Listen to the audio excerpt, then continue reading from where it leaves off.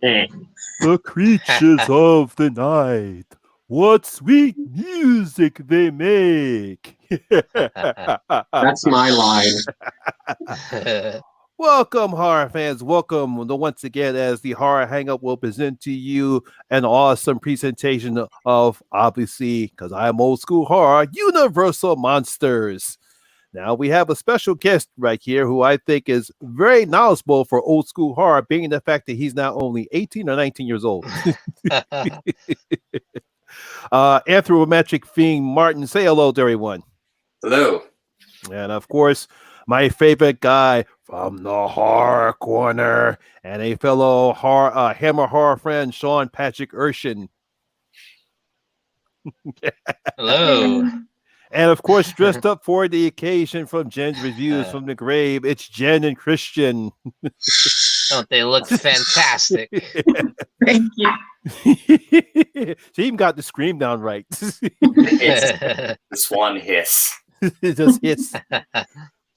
It amazes me to the fact that throughout the great makeup that she had, the only thing she does is she hisses.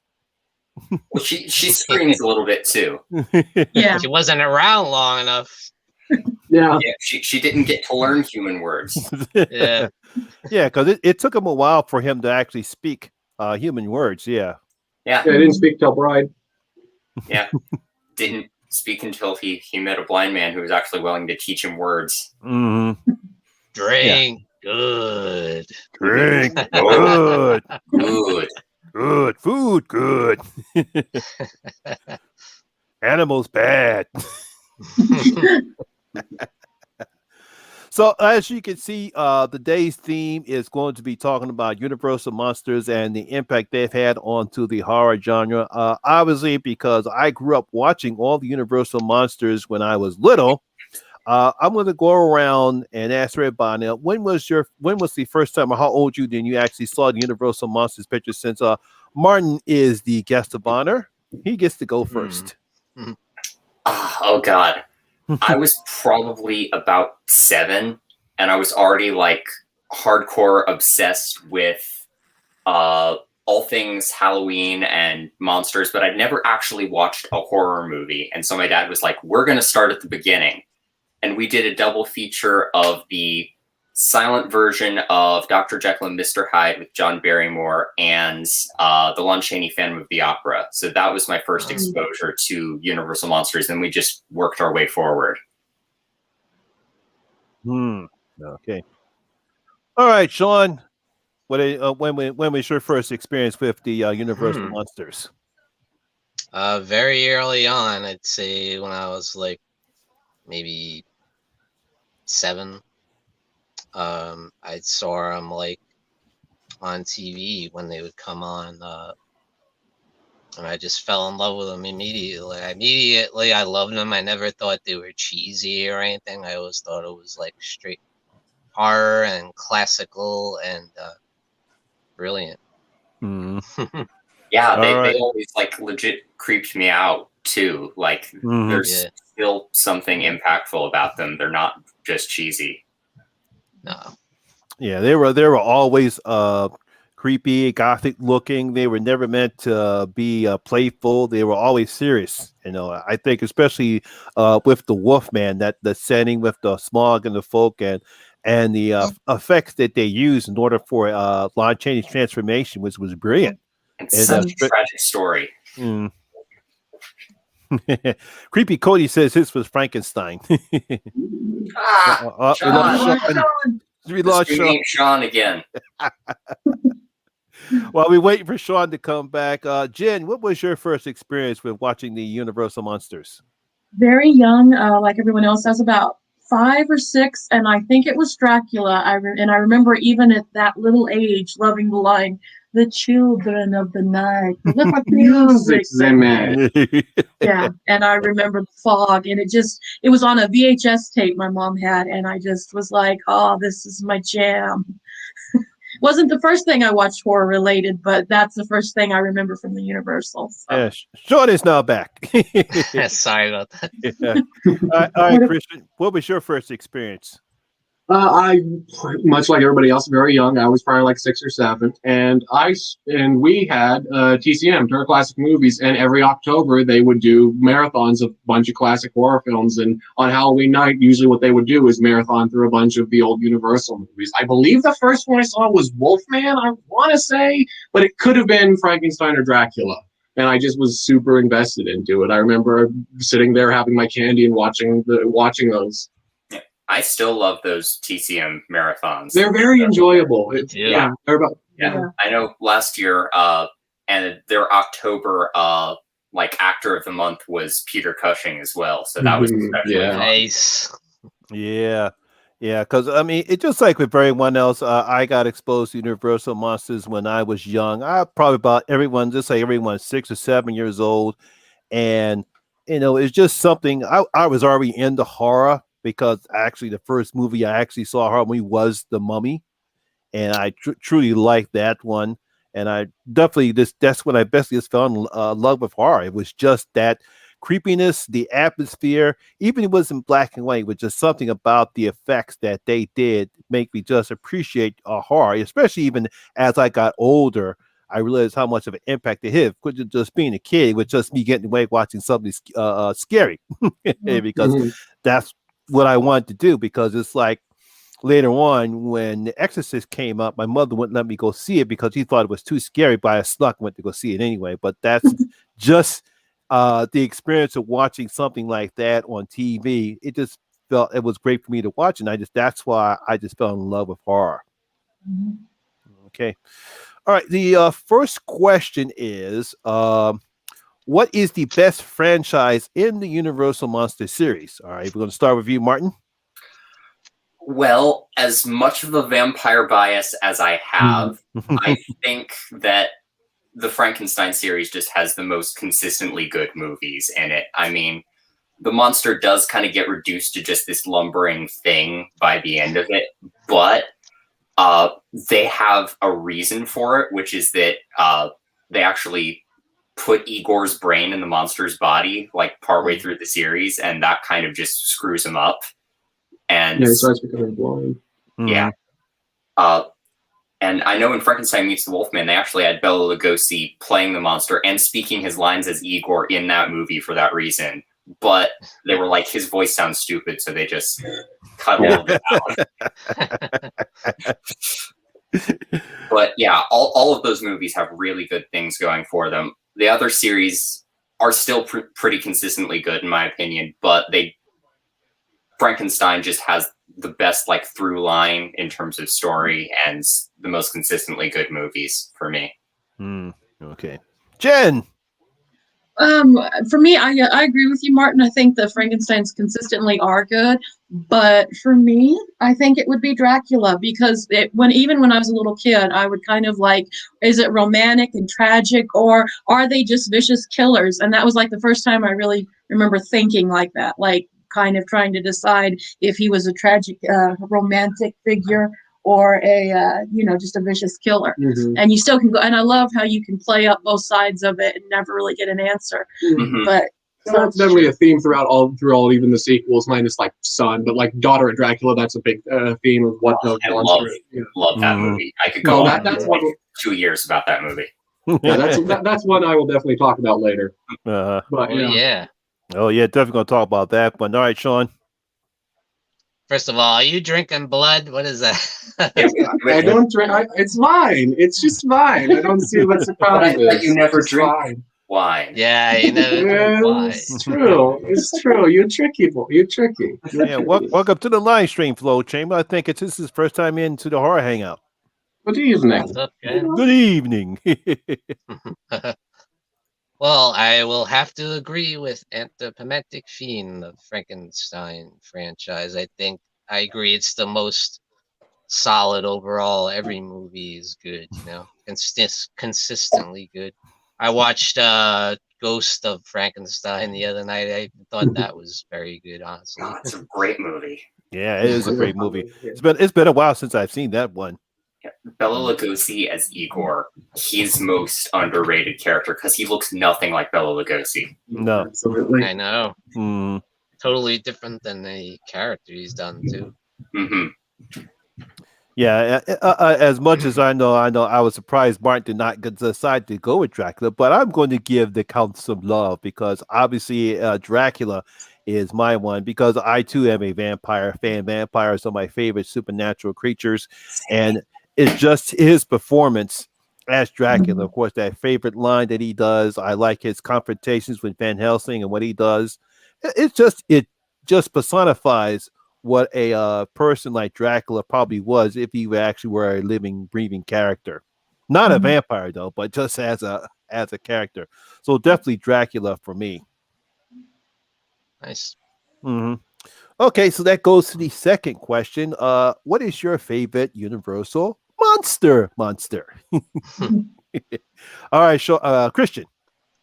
Ooh, that's a good one, but I do gotta go with the only one that ever really gets actual development, being Frankenstein. He's the only one that actually has a character arc throughout the whole series. Because most of the problem with the Universal films that I always had was most of them do not keep the iconic characters. Dracula's only in the one movie.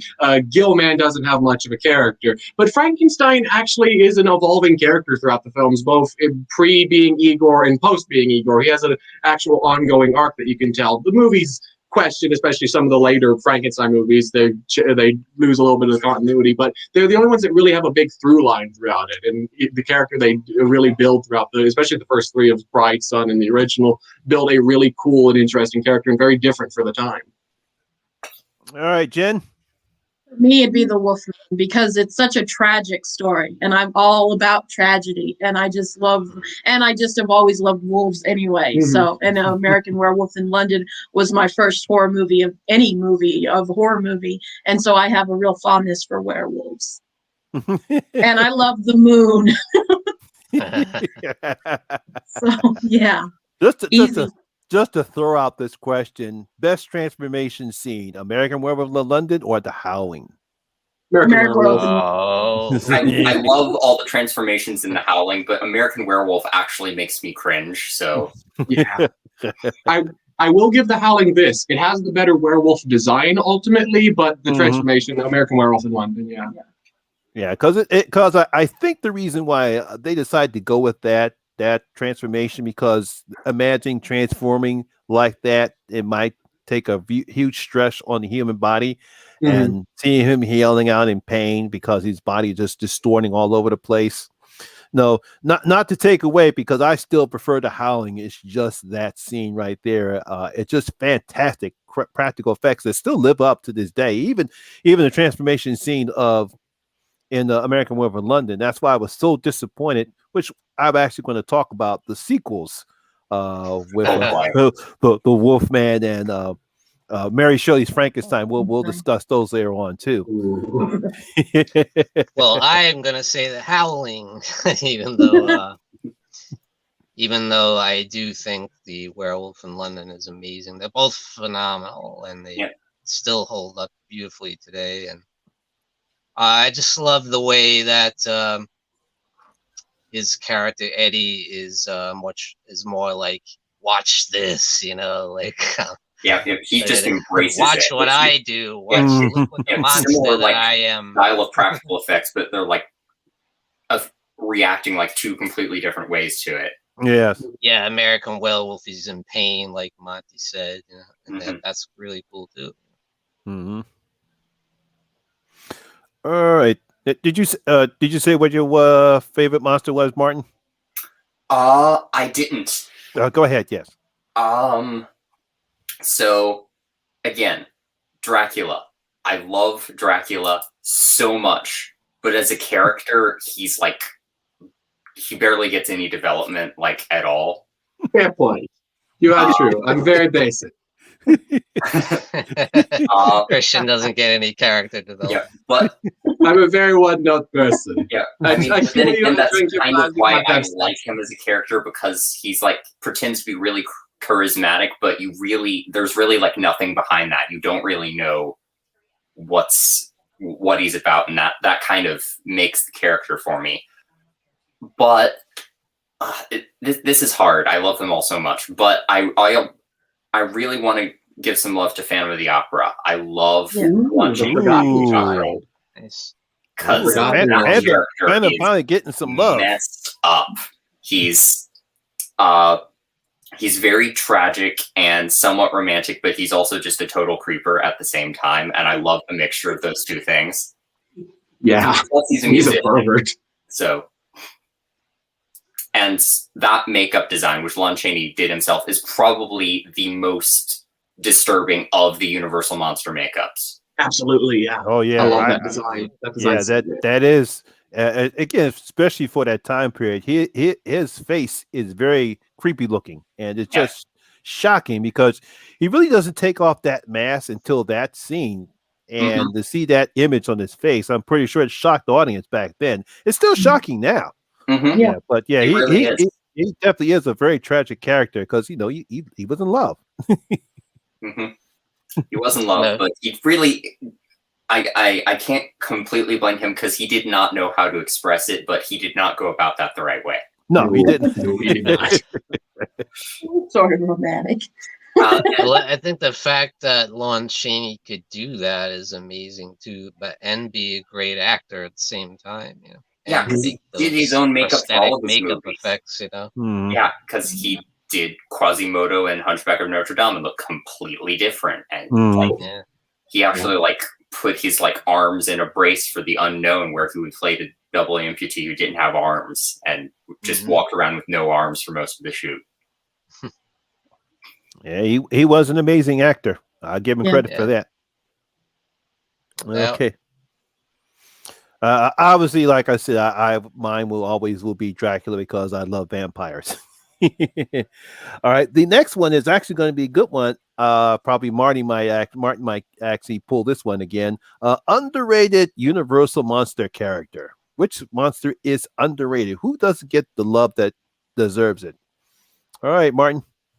Well, Phantom, but also if we're talking secondary characters, Countess Zaleska from Dracula's Daughter does not get any credit at all. No, she doesn't. Yep, she is probably the most sympathetic, besides maybe the Wolfman character in the Universal Monsters canon, because she wants to be human so bad, but she just can't. She even burns her own dad's body and like holds a cross in front of her and like forces a cross in front of her own face to try to deal with this, and it just does not work. And Gloria Holden, who played the role, actually didn't want to be in a horror movie, and her own reluctance to play the role kind of helped the character, actually. Yeah, that's fascinating. Yeah, she doesn't get any type of love or any type of acknowledgement for what she did in that role. It's when you come off that, and I think the Invisible Man doesn't get any type of respect and respect that he deserves too. Oh, I could go on about the Invisible Man too. All right, Sean. Which one is which Universal monster doesn't get any type of love that deserves it? I have to agree with Martin.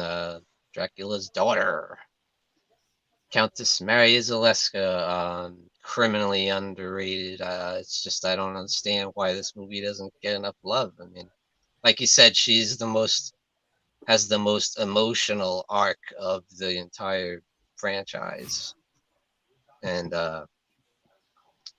her reluctance and she just wants to be rid of the curse once and for all, and And like towards the end of the movie, when she's like, no one's giving her help, and she just gets really bitter and vengeful about it. I love that too. Yeah. All right, Christian, which one of the Universal monsters doesn't get the type of love that they deserve? Well, I was going to say my daughter, but everybody else is just, stroking her ego, so fuck her. I'm going to go with the Invisible Man. He's a cool dude. That was my answer. Well, screw you. No, Invisible Man's a really cool character. I love how the movie is kind of a slow descent and very much a character study of just saying, okay, he's just gonna see what he's gonna do with this power. He does innocent stuff. He plays practical jokes. He just messes with people. And then by the end of the movie, he's kind of a homicidal maniac. By the end, the power gets to him and just being completely using a power that sure doesn't really affect you much, but the little bit of power it gives him makes him completely lose himself. and he kills a whole train full of people. Yeah. He kills a lot of people. And just watching a disembodied pair of pants walking down the street chasing a screaming woman singing "Here We Go Gathering Nuts in May" is the greatest thing I've ever seen on screen. It is one of my favorite moments from all of Universal. I love that scene. That scene's great. It still amazes me the facts they were able to pull off on the Invisible Man back then. They did an amazing job. So They still hold up super well. Yeah, it's like proto green screen stuff, basically. Mm-hmm. Yeah, way ahead of its time. All right, Jen. Well, Christian took my answer for Invisible Man, so he sucks. But what about Creature? I suck blood. That's what I do. I just walked into that one. You Damn Yes, you did. Right in there. Yeah. it. So how about Creature from the Black Lagoon? How come nobody talks about Because the... he's a pervert. Well, I like perverts, so that would be... Again, Yeah, he doesn't get he's much been love. alone in the lagoon for all this time. He doesn't know how to express love. No. True. True.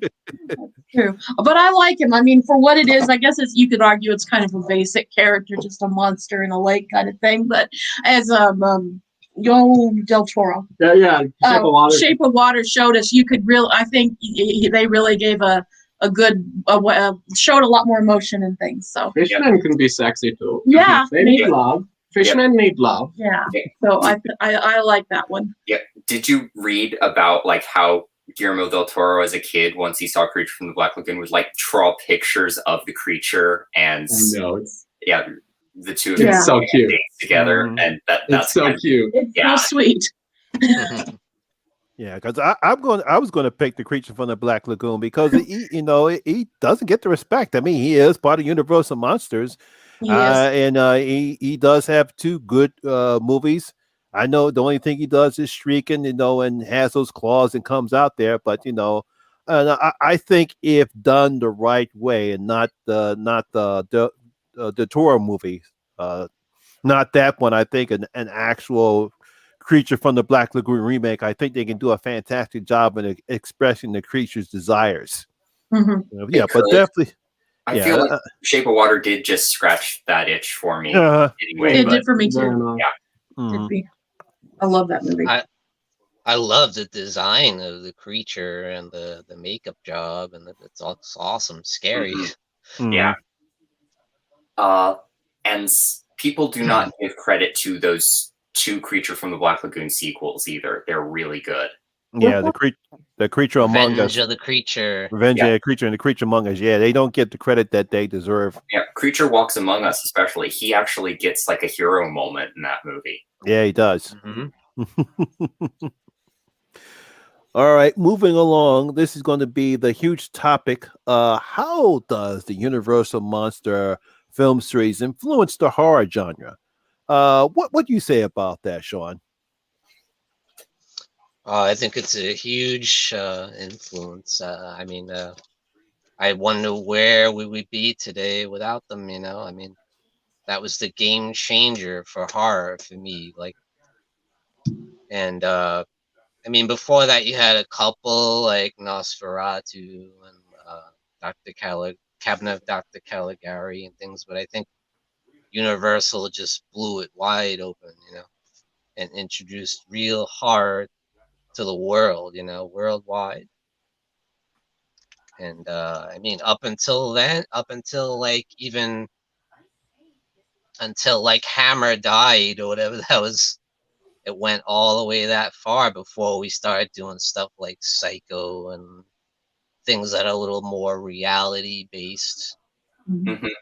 But for years and years, it was the gothic castles and the monsters and the creatures and Mhm. and I think it's so important to the horror genre to me. Yeah. Yeah. All right, Martin.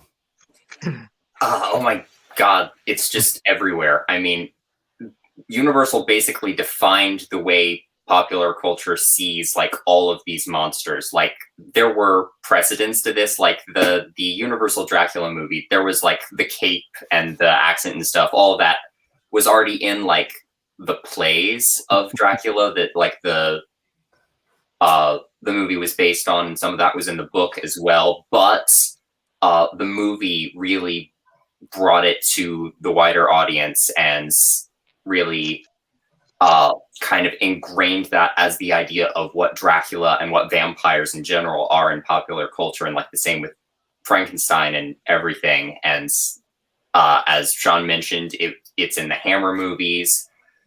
Even moving into like the 70s and 80s, there were still movies that were homaging it. Like Fright Night was homaging all the Universal and Hammer stuff. And Good point. there was the Frank Langella remake of Dracula in later days. What? Come on, you knew that was going to get mentioned. Bad blinds. Yeah, I might go on my Mina and Lucy rant again in a little bit, but Go for it, man. Go for it. You know how you much want me I to do love that rant. now? Do it. Yeah, we love Whenever rants. you want to. All right, Rant away, man. Rant Yes. away. brought this up Run away. during the Hammer. Run stream that Sean away, did a man, while run back, away. but why do Mina and Lucy's names get switched in every movie ever? Why is that a I thing? know. It is weird. It's in the Hammer movie. It's in the Langella movie. It's not in the 1922 Nosferatu because it's not even the same character names. But when Werner Herzog remade it and changed the character names back, the Mina character's name is Lucy. What is going on? Did they do it in Bram Stoker's? I'm pretty sure Get Bram it right, Stoker. people. Bram Yeah, Stoker's Stoker- Dracula does not do it. It does not do that thing. No, it that does one not. keeps it right. That one keeps them right. I couldn't remember. Yeah. Yeah. It's And easy to always do, I makes guess. it harder to tell people which character you're actually talking about based on which version they've seen. That's a good point. Yeah, that's a good point. I don't know why they did that. That is weird. I never thought of that until you mentioned that before. Yeah, that's true. Yeah. Weird. Because I think it was like that in the play that the Lugosi movie was based on, but the Lugosi movie doesn't switch the names, and yet movies after that kept doing it anyway. Mhm. It's like my personal pet peeve of all horror things. Okay, Jen. Well, and I think they were the original boogeyman, and we would not have like Michael and Freddie and anything before or after if we hadn't had these guys. I know, and I love the scenes when, like, in more modern movies where the villagers or the townspeople come after them, and I think that's why I like 4 so much of Halloween. That scene with the angry Yeah, you can always. townspeople, and it just Yeah, so the angry reminds mob. you of Mm.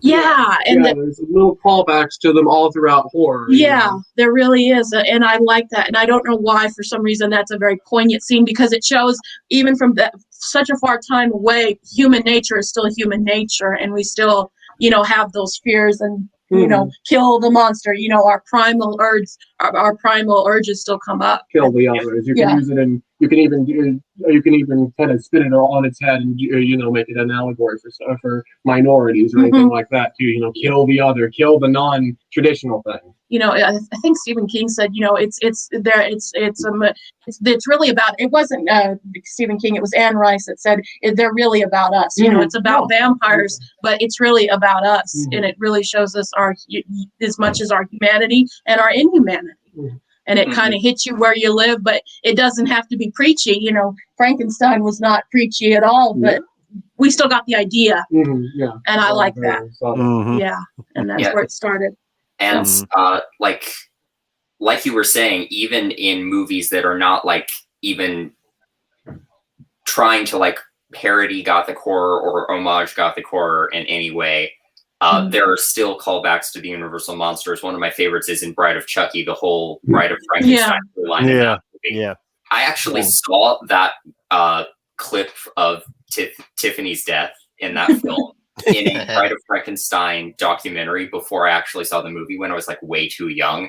And it freaked me out. I was afraid that if I turned on Bride of Frankenstein and watched the We Belong Dead bit, Chucky was going to like burst through my window and murder me. Aw. That's sweet.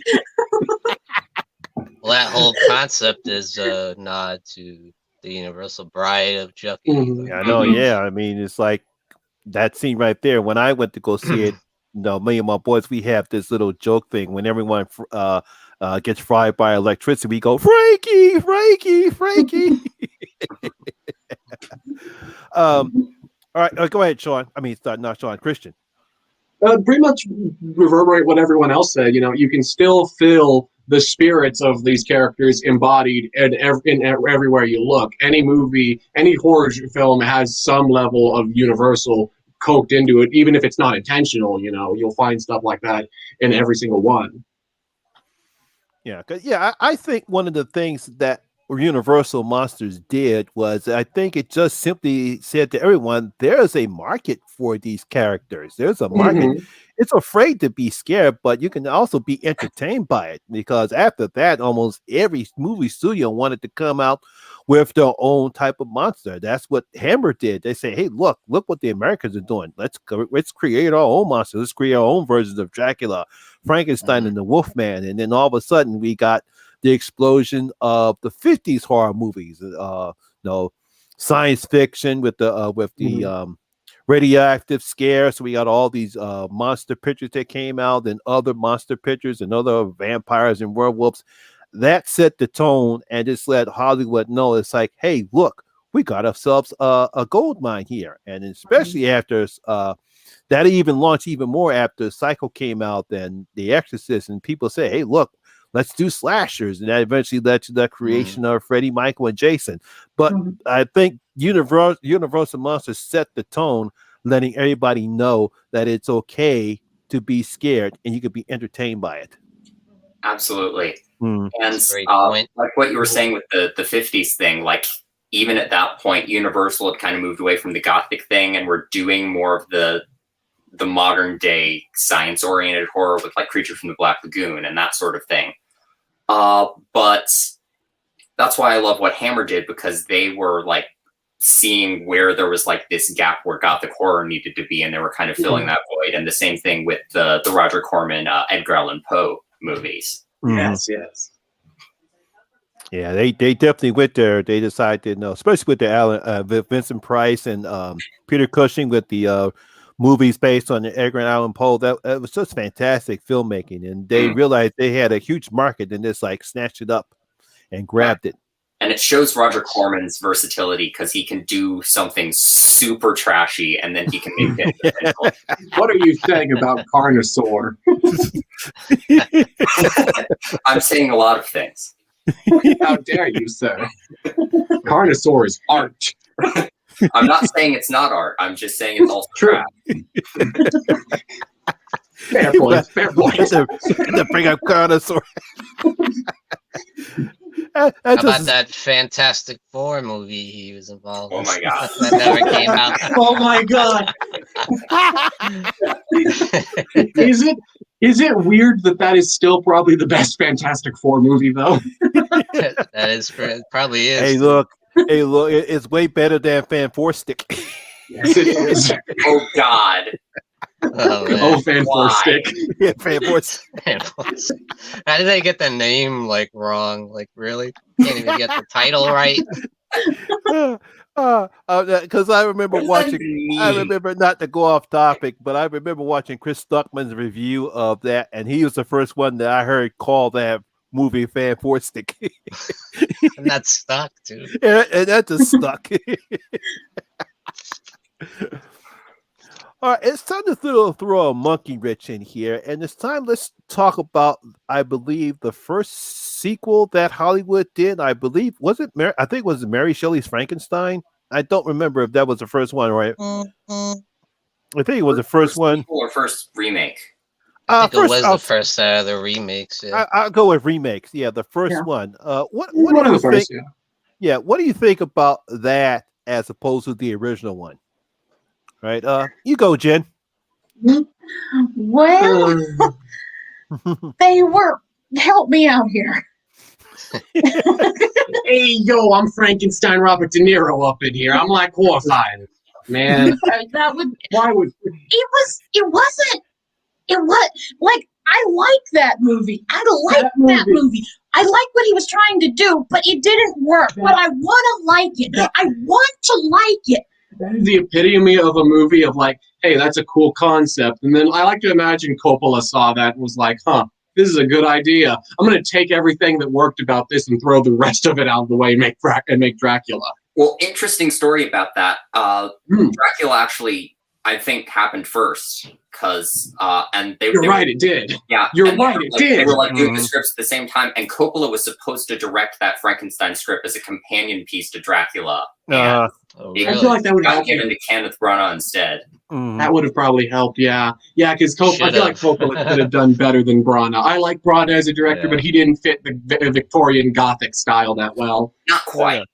Yeah, no. I really don't know what he was trying to accomplish in his movie. I like his idea, and it was interesting seeing Robert De Niro play the monster. It's a cool idea. So he do a good job. Like, I mean, he does a good job, but is he the right? Was he the right fit for it? Yeah. Because I always had trouble with that. So. You don't either, no. It's kind of like him and he fit Cape Fear a lot better. Like I feel like come out wherever you are. You know, that movie has also issues, but I do feel like he fit that better than because De Niro's such like a physical actor, and he's such like he's an actor that really relies a lot on dialogue, and Frankenstein doesn't have a lot of dialogue. Yeah, his best performances all come from dialogue. It's a lot more, and it felt like it definitely a case of the makeup was restricting him more so than enhancing it. Yeah. Yeah, because I thought it was interesting because I did not expect for him to actually throw the bride in this particular one. Mm-hmm. But then, they kind of melded the two together. They kind of melded. The bride's in the book. She doesn't come to life. She's in the book. Victor destroys the bride in front of the creature, by the way, before he can be brought to life. Because, like, when he's like 3/4 of the way done, he's like, "What am I doing? This is an abomination. I should kill this creature so they can't procreate." Nice. Victor they Frankenstein, the first cockwalker. And if he didn't want him to procreate, why didn't Victor just not give the monster genitals? That's what I want to know. That's another case. That's always a problem. Even when I was a kid and read that story, because I was like 10 when I read that, I was like, wait, if you don't want the monster to have sex, then why did you give him that then? Why did you give him the ability to have sex? For a genius scientist, you sure are stupid when it came to this. You didn't plan things out that well. Yeah. Well, people have taken that question and have like now decided that Victor was gay and was trying to create a partner for himself. I like that idea. I kind of like that idea. Well, even Rocky Horror kind of even did a spin on that. You know? Oh, yeah. They did. Yeah, I kind of like that idea. Honestly, I like that idea more. so I thought they went too far too with making the monster like so smart by the end, and he's like talking too much. Like, no, give me classic monster. I don't want to see him talking and being smart. Again, that's the book, but you know.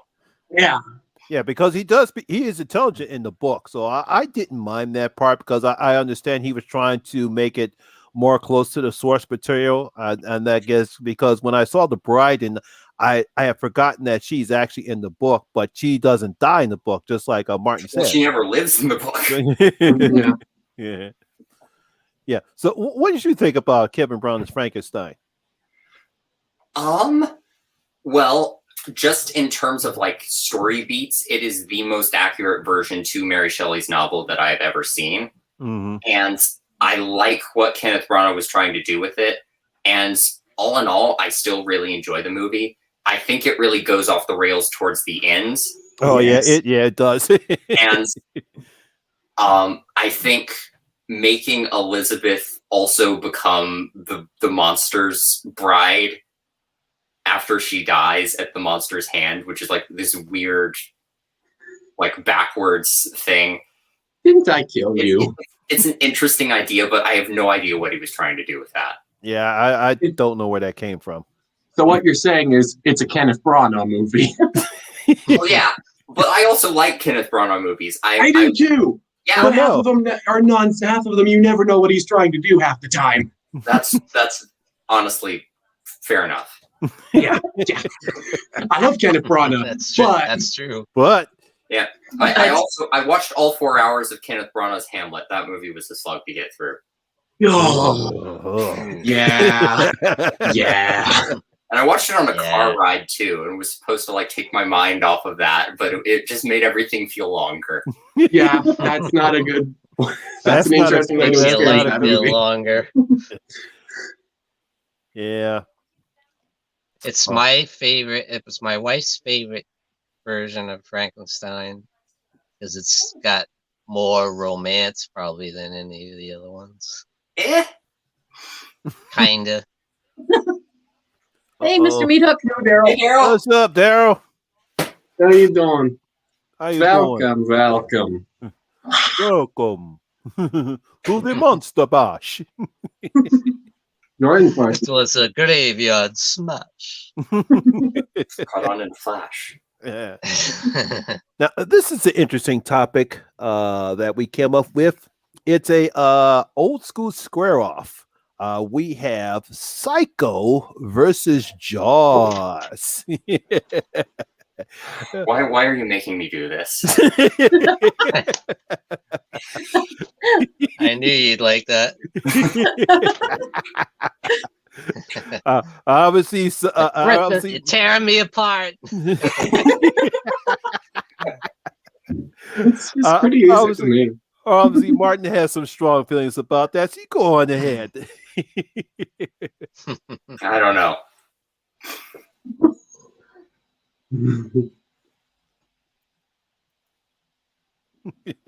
Oh, he's deep in thought.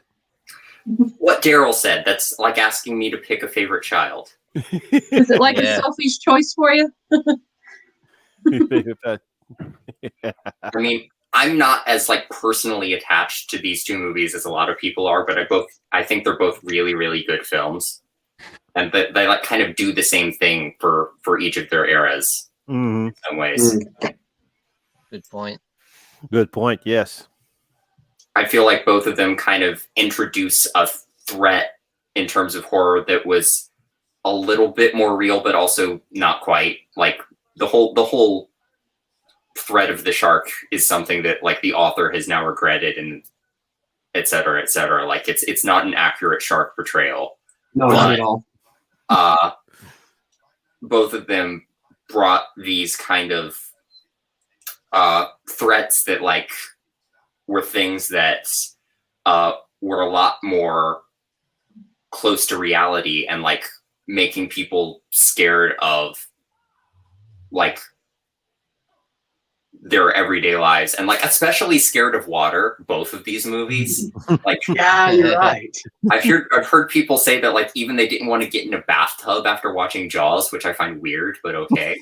I don't want to take a shower either. So. Yeah, Poison and sharks, of man. course, Psycho's got the shower covered. So yeah, I just heard about Psycho before I even saw it, and I was scared to watch. I was scared to take a shower after that. That's probably worse though, being never taking a shower than never going to the beach in the water. Well, I mean, smell. if you never take a shower, the killer's never going to come near you anyway. So Yeah, I like what Daryl said right there. He said he thinks Psycho was more influential to horror, but Jaws is more influential to film as a medium. And yeah, I would say Psycho's the more straight ahead horror film of the two. Jaws is like half horror, half action adventure. Like the first hour is straight horror, and the second hour is like the action adventure movie where they go after the shark. Mm-hmm. Mm-hmm. All right, Sean, you get to go on this one since you created this question. Yeah, it's really tough because I completely agree with everything you just said. Both game changers in their respective genres, you know. And Jaws being like the first big like summer blockbuster kind of movie, you know. But me not being as big like a creature feature type guy, I'm gonna have to go with Psycho. It's more my speed. I love like the threat of the human being, you know, rather than a creature or an animal, you know, type of thing. Yeah, here's my weird thing about that. I'm with you on that. I tend to prefer like the more psychological horror and the more the horror that focuses on the human monsters or human-ish monsters and kind of their motivations and everything, as opposed to creature features. I don't actually like a lot of, shark movies, or I can't watch Anaconda. I hate Anaconda. Oh, you don't like snakes? You're killing me, Smalls. You're killing me. Okay. Seeing Owen Wilson's outline inside the Anaconda is art. I will give you that. It is. It is. I always wanted to do the joke whenever we review it of cutting that scene, but you just hear a muffled, wow. You need to do that. I do. Whenever we review Anaconda, I need to do that. Please. But anyway, my dilemma is I've seen Jaws more times, so I kind of know the characters better, and there is a lot of great human dynamic going on in that movie anyway. So I kind of want to go with Jaws just because I've seen it more times, but Psycho's kind of more my personal style, so I don't know. I don't know. Well, Psycho's got a great story behind it, Mm-hmm. And I love the way it throws you off. You think you following one story, and then you get into a whole other story. And it's like the first red herring main character in a slasher type deal. I think you get caught up in her stealing the money. Stealing the money, and that's good old Hitchcock just throwing a monkey wrench. Yeah. To be honest, the birds actually scares me more than Psycho does. Oddly. I can understand that. Somebody who's been attacked by a seagull, I completely understand. A bird has never attacked me in my life, and that movie terrifies me. Yeah. I get the point of seagulls because at one time when I was in Wildwood, I had this nice plate of funnel cake. I was about to tear it up, and a seagull came down and took it. Oh, I was pissed. And Kelly warned me to be careful, but I was trying to walk in between the barriers so that way the seagulls couldn't come down. But there was this open spot, and it was just enough time for the seagull to dive down and swoop and take it. But but that is true, because another time we were in Wildwood, these two girls were on near the beach and they were about to sit down and eat some hot dogs, and all of a sudden they got mobbed by a bunch of 5 or 6 seagulls. They couldn't. They had to get up and leave. Wow. Yeah, just all of a sudden.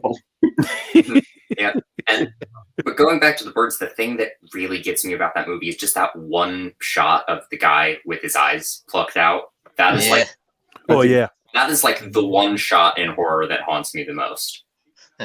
Yeah, because I remember when I first saw the birds and saw that, I was like, "Oh shit, damn!" That was pretty intense for back then. It was. Yeah, that was pretty gory. All right, Jen. All right. Well, for me, this one isn't as hard as for some of you, because while I do have a lot of respect for Jaws, it never really scared me, and I didn't have any phobias or anything like that. Whereas Psycho is definitely the hands down winner for me, because I love Psycho because psychologically there is so much meat both in front of the camera and behind the camera. I've done a review on it, and one of the things I love about Anthony Perkins' portrayal of Norman Bates is he brings a very sensitive, you can have compassion and pity for him if you especially his backstory. And Anthony Perkins was also, and he had to hide, and the character of Norman Bates had to hide a lot. He was basically hiding from himself.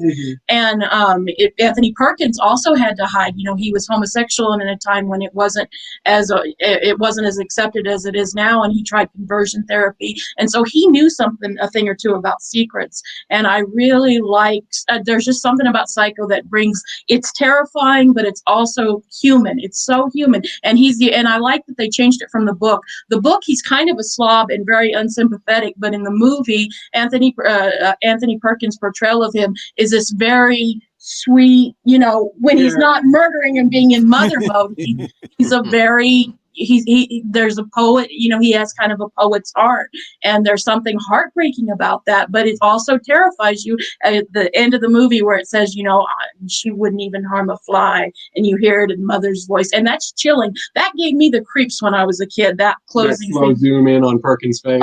and that smile, and and it's not cheesy or over the top. It's just it's not for laughs. I mean, he's literally crazy, and it's chilling. So and not very many things scared me, but that didn't scare me, but it chilled me to the bone. And it's like, okay, that's what crazy looks like. Yeah, because that's a fact. I'm pretty sure a lot of people didn't know that he was actually gay, and he had to keep that hidden. I didn't know that. That brings a lot. His portrayal of it. Oh, sorry. No, go on. I'm just saying that gives me a whole new outlook on the. That's a great point. His portrayal of it, even though people didn't know, I think it just brought something to the character because he knew how to keep secrets. Yeah.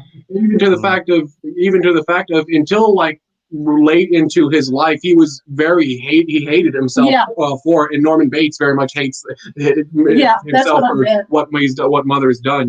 He very much you can do basically a 1-to-1 parallel between Norman Bates the character and Perkins the actor. That's what I'm coming at. Yeah. And the character of Norman Bates it's sex that turns him into the monster, kind of seeing it or like being around. When he gets aroused, that's when he attacks. That's when Mother takes over. Right.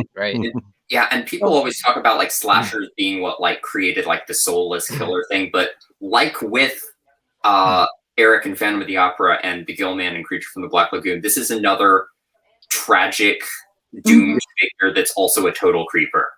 Yeah, he is. Yes. All right, Christian. I mean, Jaws is a great film. Rawr, big shark, it's very scary. But at the end of the day, it's big shark. You can run, you can not be on land. You can be on land. There's no sharks. There's not sky sharks or land sharks or sharks with legs. Now, when there's sharks with legs, that's when you should be scared. But I'm sure there's movies where that's a thing. There is a movie called Sharks with Legs. Oh, there God. is a movie. I've seen it. There is another movie that Sharks of the Corn. Sharks of the Corn. There's, sharks can be in many places. There's also sand sharks. There's sand sharks. There's man shark. There's even sharknadoes. But I always liked what I think Tom Holland when he did a documentary talking about Psycho 2. I love what he said about Norman Bates as a character. Is you put Norman Bates in a room with Dracula, Frankenstein, Michael, Freddy, Jason, and the power goes out. All of them are dead, and Norman's just standing there.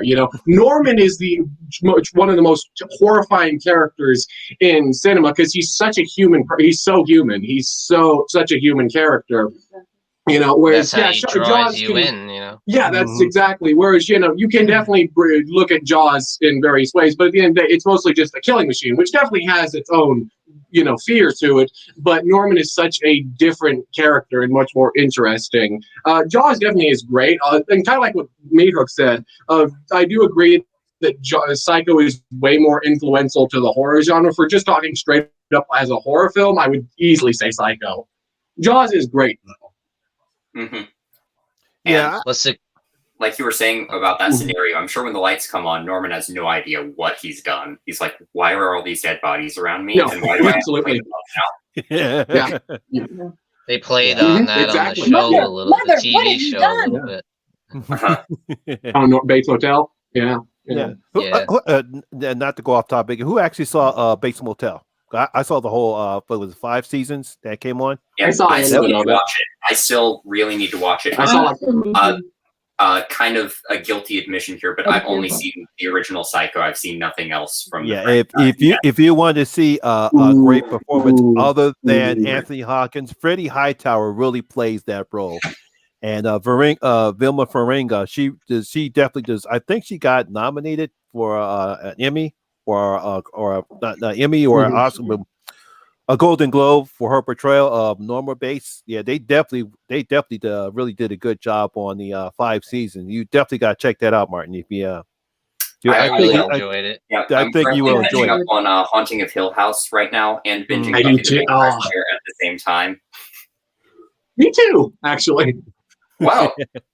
Where Yeah, are so you? Martin, So Martin, so you saying you only seen Psycho, you never seen part I've 2? never seen any of the Psycho sequels. What? Oh, that's Yeah. a mistake. That's a mistake. You missed You it. have You to see missed it. 2, at Bad least Martin. see 2. Yeah, Yeah. C2. And 2 is amazing. three, Two. don't listen to Me them too. about 3.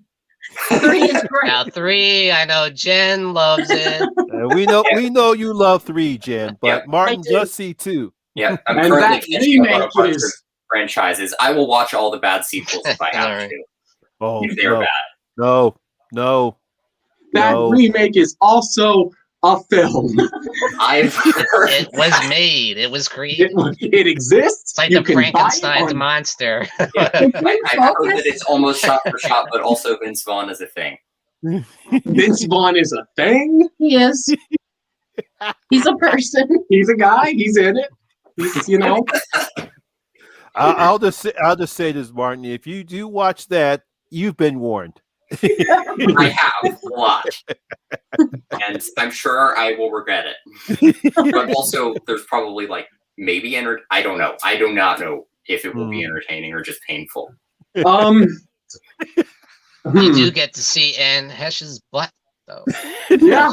If you're into Anne Heche and her butt, you do get that. Yeah. That sums it up. That sums that movie up pretty damn well.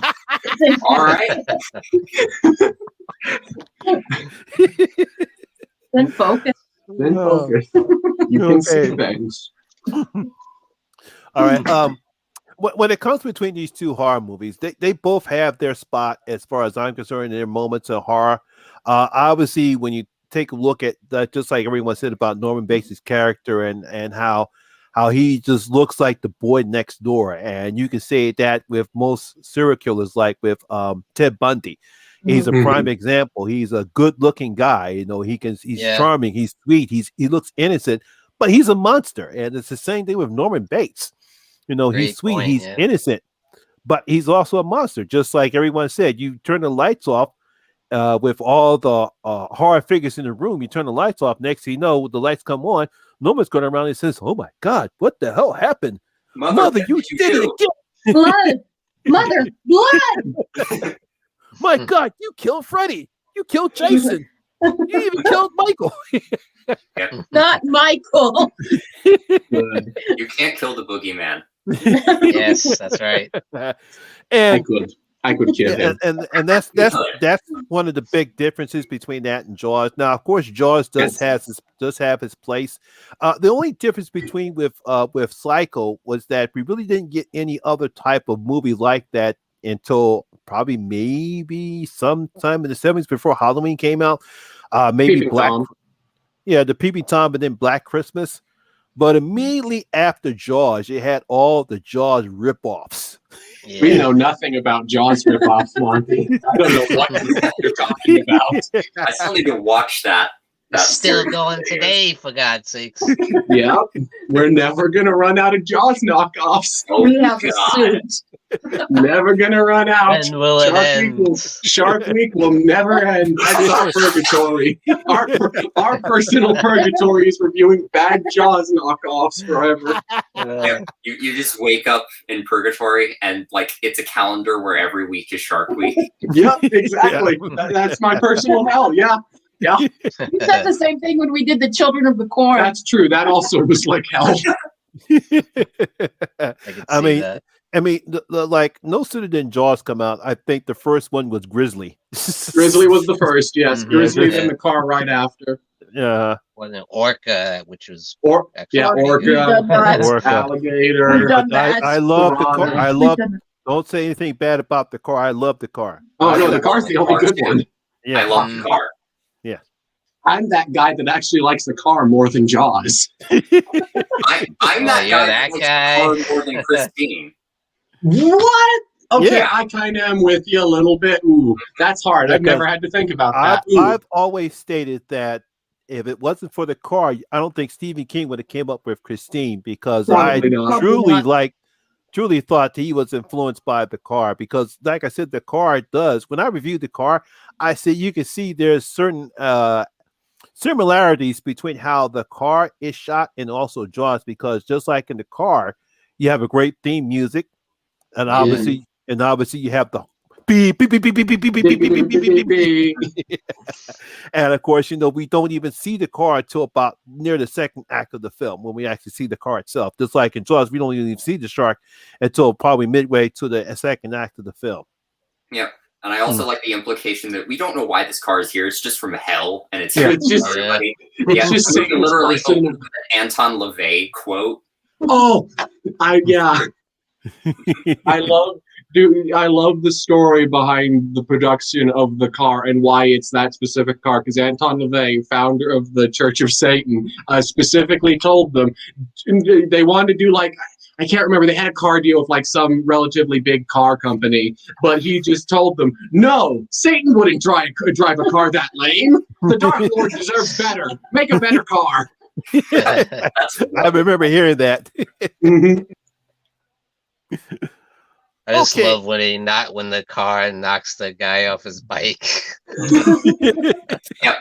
Have you watched Guillermo del Toro's Simpsons Treehouse of Horror opening?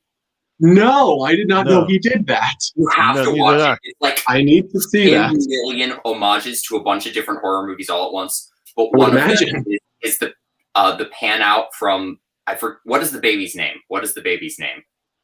I don't remember in The Simpsons. I don't watch The Simpsons. Okay. He's talking about Maggie. Yeah. But it's the pan out where she's like, looks like she's driving the car, but it pans out and she's actually not.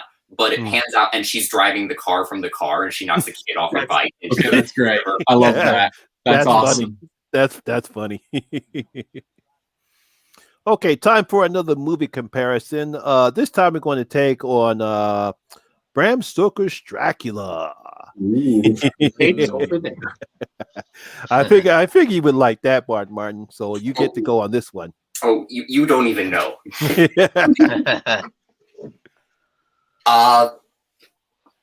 Here's the thing about Bram Stoker's Dracula. It is so faithful to the book, except it's a romance between Mina and Dracula, which is not at all the case in the book. She hated me. She did not like me. No, not at all. Like, they play like the chest blood drinking scene as a romantic thing in the Coppola movie, and it's like basically rape in the book. Not my proudest moment, I'll admit. It's not my proudest moment. But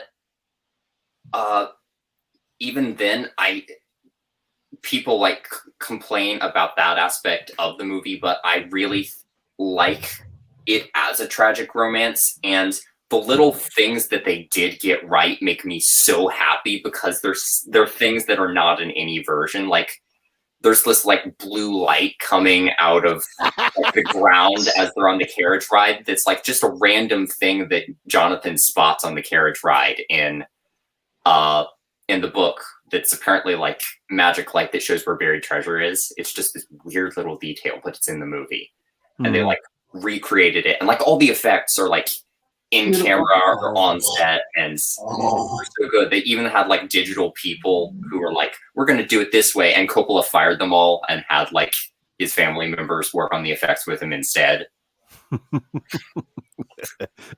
Cody agrees with you.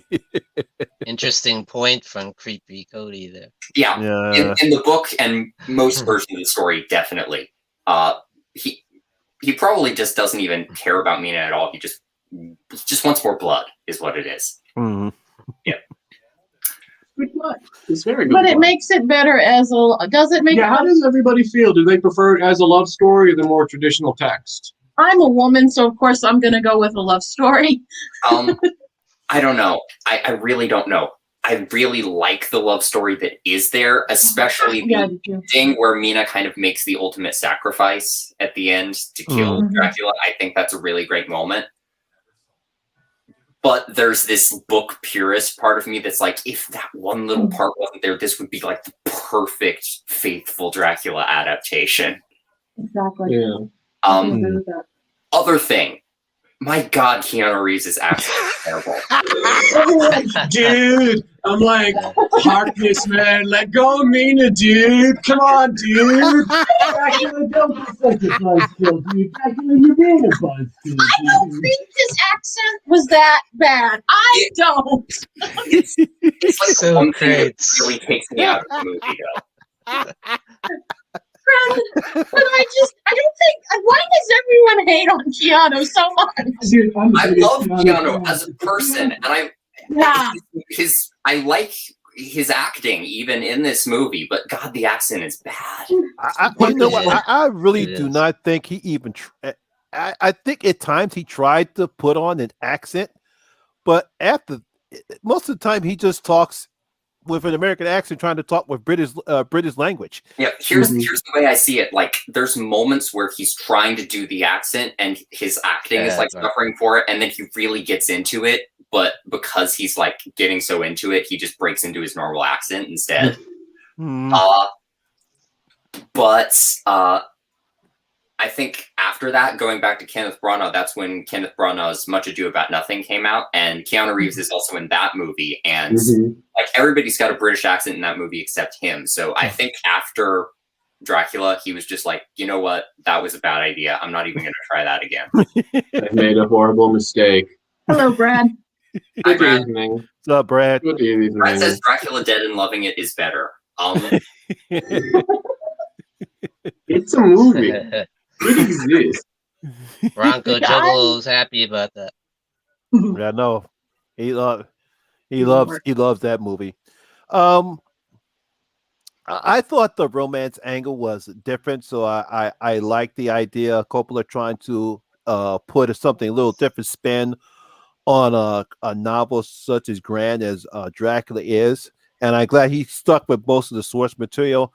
I don't think the love story took anything away from, which is a little bit different, but I don't know. Maybe because I'm not knocking Winona Ryder's performance, but I think maybe a different actress might have made the love story much more better and effective. No, I really like her performance in that movie. You know, it was just to me something was just missing. I don't know. Yeah, Coppola actually wanted to cast Johnny Depp as Keanu Reeves because it was, and I'm pretty sure Winona Ryder and Depp were like dating at the time, so that really would have added to that dynamic. Yeah. And actually, Winona Ryder was the one who found the script for Bram Stoker's Dracula and brought it to Coppola because she was working on Coppola. So the movie would not exist without Winona Ryder. No, okay, well, That's cool. I didn't know that. I didn't either. All right, Sean.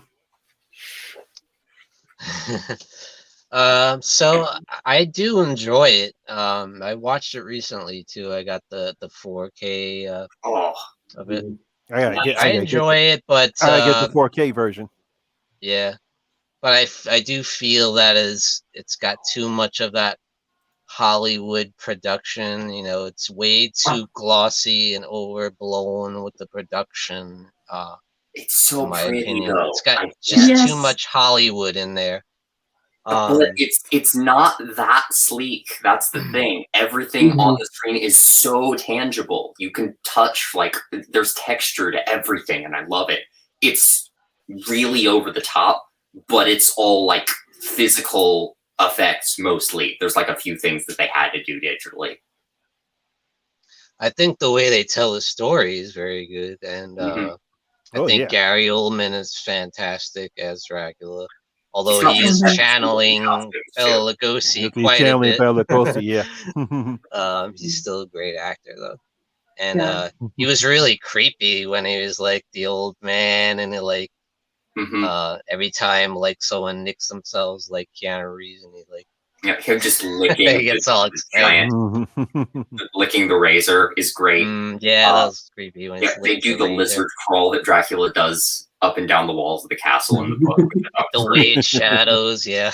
And like the way logic just does not operate in the castle. Like there's a rat walking upside down on one of the ceiling beams. Yeah. Yeah, he even does a bit much with the wolf scene there. Yeah, that's a bit much. That is a bit much. But What do you mean? What do you mean that wolf scene is too much? That wolf scene is the most romantic thing in that movie. That wolf scene is in that movie specifically for Queenie. I know Queenie loves that. You know what? You're right. Yeah, you're probably right. Yeah, Queenie loves that scene. Yeah. I thought they could have did without it, but I guess they wanted to stick close to the book, and obviously because they wanted to show Dracula's powers. Yeah, And they I like how they tied the whole Vlad the Impaler thing into it. Like that was cool. And I think they went too far with the battle stuff. I'm like, that wasn't really necessary. Which battle stuff? The like opening? in the beginning with the Vlad the Impaler when they show the whole battles and the people getting hung up on the spikes and the Oh yeah. Yeah, I like that later when like Dracula and Mina are meeting for the first time in Victorian England, like in the background there's like a little paper cutout puppet play of the Impaler battle in the background. But that brings me to the other thing that I really like about that version of Dracula, because in that opening scene, one of the priests that basically says Dracula's soul is damned to hell because, or rather his wife's soul is damned to hell because she committed suicide. Yeah, that's Van Helsing. That's Anthony Hopkins. Yeah, it's Anthony Hopkins. Yeah. And I love Anthony Hopkins as Van Helsing because he is out of his mind. I don't like him. That's my biggest negative in the movies. Yeah, you have to be that crazy to go after Dracula. He's so like over the top and campy. Like, your war with God is over. You must pay for your sins. And I was surprised. I thought he would play it a little more like serious, being after playing Hannibal and all that. That he was going to be like intense, Dracula 2000. God, no. I choose not to. No, I choose not to. That movie besmirched it. I had nothing to do with that film. That film was Hollywood trying to ruin my legacy. I damn them all to hell. Yeah, I actually. That movie was very wrong. I don't hate that movie, but no. No. I'll if out of all the vampire movies I've seen, I mean, other than Twilight, that no. So sorry, Brad. Vampires in Twilight aren't even vampires, okay?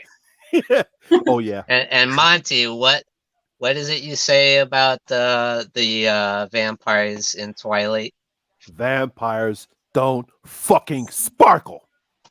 Amen. Amen. Except for Lestat in the Anne Rice books, but he I was going to say. own way. Yeah, Lestat was very sparkly. He was very glittery. He was very hot. It's very hot.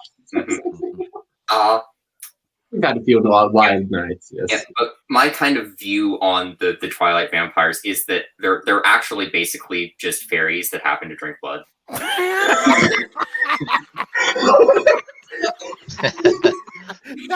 That's a good one. That's ingenious. I never even thought of that one. Yeah. I think So they're the fairies from A Midsummer Night's Dream that just went vampire? Yeah, it's the Midsummer Night Dream fairies in their goth phase. Yeah. Also, the fact that Oh. Peter Murphy from Bauhaus, the band that wrote Bela Lugosi's Dead, is in the Twilight sequels, I cannot get over that. You're right, he is. Okay. That's the greatest explanation I've ever heard of Twilight. I know. Yeah, my Thank you. because that's my whole feeling about Twilight. Because I try to watch the first one because it's vampires, so I watched it. I'm like, what the fuck am I watching? What the hell? Why is he sparkling? What vampires? Why is he ripped? Isn't that Jacob? Or the werewolf one? My issue with Twilight isn't even the sparkling. It's why does this girl think that the man who just shows up in her bedroom randomly and says, "I've been watching you sleep"? Why is she okay with this relationship? I know, right? It's like I've tried that crazy before. It stalker. doesn't work. It doesn't work. You think it's all ooh, I'm mysterious. I've been watching you all this time. No, they just like call the cops on you. It's very weird. It's very weird. It's not sexy. Like if the guy's hot enough, then you go, okay. Yeah, I don't think that in my experience, in my thousands of years of existence, that's never once happened. They usually just call the cops on me. They've never done it to me. Thing count. I would say you're way more devious than Edward Cullen ever was, but yeah, you're I'm way a more pervert. suave about going about things than Edward Cullen is. Oh man. No. My only real issue, like my two biggest issues with Twilight at this point are, one, the fact that it kind of ruined a poor Kirsten Stewart's career for years, and she's just barely starting to recover from it. And whatchamado. Yeah, and James and Patterson too. But the thing that always bugged me about it is as I joked earlier, why is Edward so muscular? I never liked the idea of muscular vampires. I feel like they should just naturally have supernatural strength. I never liked the idea of muscular vampires. It's a pet peeve of mine.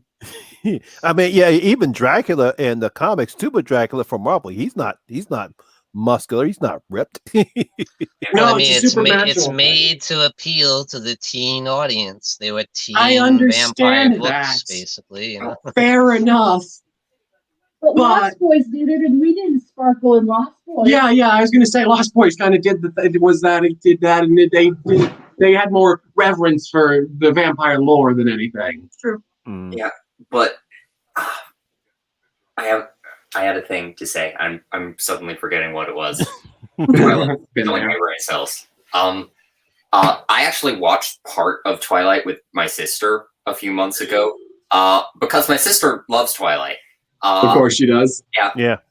And she has good taste, but yeah, I watched like part of that movie with her, and I think just the hate of Twilight had been so hyped up for me that I was like, this is not, I don't absolutely hate this. This is not the worst thing I've ever seen in my life.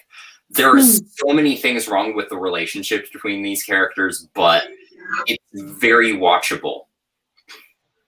I mean, there are nods to some of the classic horror, and some of the classic vampire movies here and there sprinkled in, like the Volturi thing.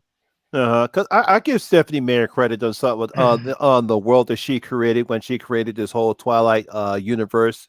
And she did get some aspects of vampire mythos and vampire lore, right? But obviously, she was sticking toward a teenage girl audience, so that's the reason why she created the vampires that she did, and that obviously relationship between Edward and whatever her name is.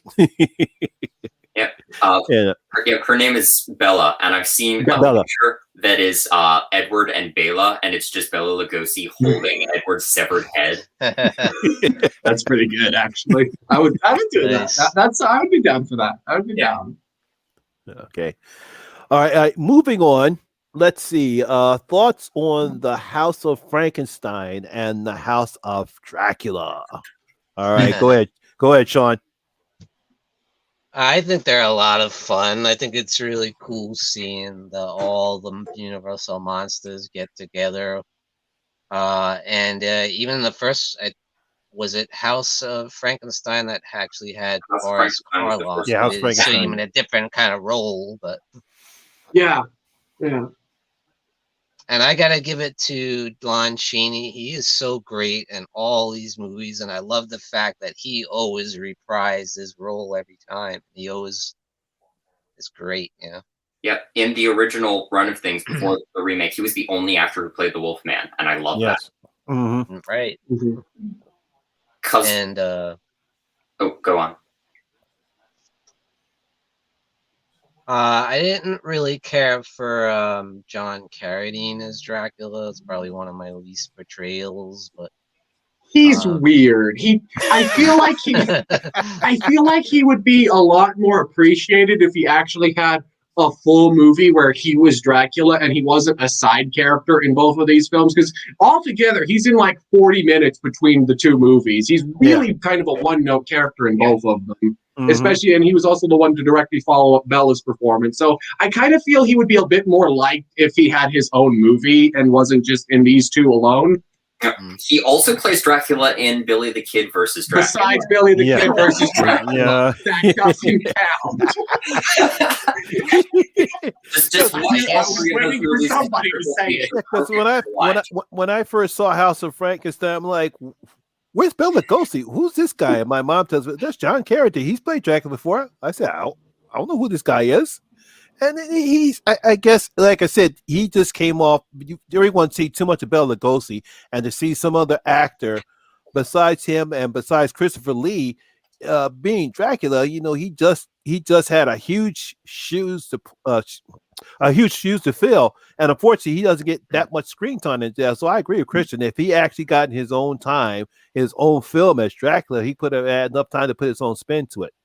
Here's my own personal headcanon for that, which is kind of like with Lon Chaney and Son of Frankenstein as the Alucard character. Some people say, oh, it's just not actually Son of Dracula, that's just Count Dracula again. No, I see that as one of his victims that is kind of appropriated the name. I think that John Carradine is kind of a similar character. He's another one of Count Dracula's victims that's just taken on the name. Never thought of that. An interesting one. Yeah, because it's kind of a different personality to some extent. I don't think that was the intent when they made the movies at all, but that's just the way I like to view it. I love how when they just like pull a stake out of his heart and he comes right back. That's all it takes. Huh? I love that so much. Yeah, that was a good scene. All right, Jen. But I thought that even that, I thought his whole body got burnt by Countess Zaleska, so that's my other reasoning for it being a different vampire. Because that's a good point. Yeah. I guess you could say that that his look is more faithful to the novel, right? Because he's got the white mustache. Sort of, kind of. He actually wanted fuller facial hair, but they were like, this is too far from Lugosi, so we'll just give you the tiny facial hair. Old John Waters stash. Yeah. I didn't like that he kind of covered up his identity too. I'm the Baron Latos. Baron Latos. I love all Count Dracula from the beginning. Damn it! I mean, it's a better pseudonym than friggin' Alucard. And people still use that in so many things. It's like, I don't get that. Yeah, I blame Castlevania. I think it's hilarious, but why do people still use why it's like it's in Castlevania even, the Dracula character is Alucard, and it's just Dracula spelled backwards, and it takes them half the movie to figure that out in Son of Dracula. How about Dracula AD 1972 with Peter Cushing sitting there writing the letters? Now we're talking. Well, my favorite version of that is in the manga Hellsing, because the main character in that's named Alucard. Alucard, yes. In one of the ending fights of the story, there's a character who says, and then Alucard becomes Dracula by the end of it. But there's a character who had a rivalry with Alucard, and he's like, no, I want to fight Alucard. You do realize that is just my name spelled backwards? Yes, I know that, but I want to fight Alucard. That's amazing. I don't want to fight Dracula. I want Alucard. I think that is the first person who has requested Alucard. Yeah, probably. It's not that sexy of a name, really. I actually like the sound of it a bit more than Dracula. It's a good pseudonym. It is what I went by in my clubbing days. Back when I was it's a good clubbing name. I kind of like it. Yeah, but I actually love that anime series, Hellsing. I love Hellsing. Yeah, it's a decent, different portrayal of the Count Dracula mythos. Have you ever seen the Hellsing anime series, Martin? No, I haven't. I really want to. I really good. Yeah, no. And in Castlevania, what they do with the name is really interesting because they like have another alternate name for the character too. I forget what it is, but they're like, you are the Alucard. You are like destined to kill your dad, basically. So you're like the anti-Dracula. Yeah. The anti-Dracula. I'm sorry, go ahead, Monty. I was going to say, Jen, what are your thoughts on Two Houses? I enjoy them. I like that we get them all together. Yeah, it's kind of Frankenstein meets the Wolfman did it first, but it's kind of the big monster mash movie. I actually think I like Frankenstein meets the Wolf, probably because I do too. Yeah. My younger son discovered that movie a couple of years back for Halloween, and we watched it I don't know how many times. So I kind of have an affection for Dracula meets the Wolfman. So yeah. Well, the house movies are fun. They are. They're fun.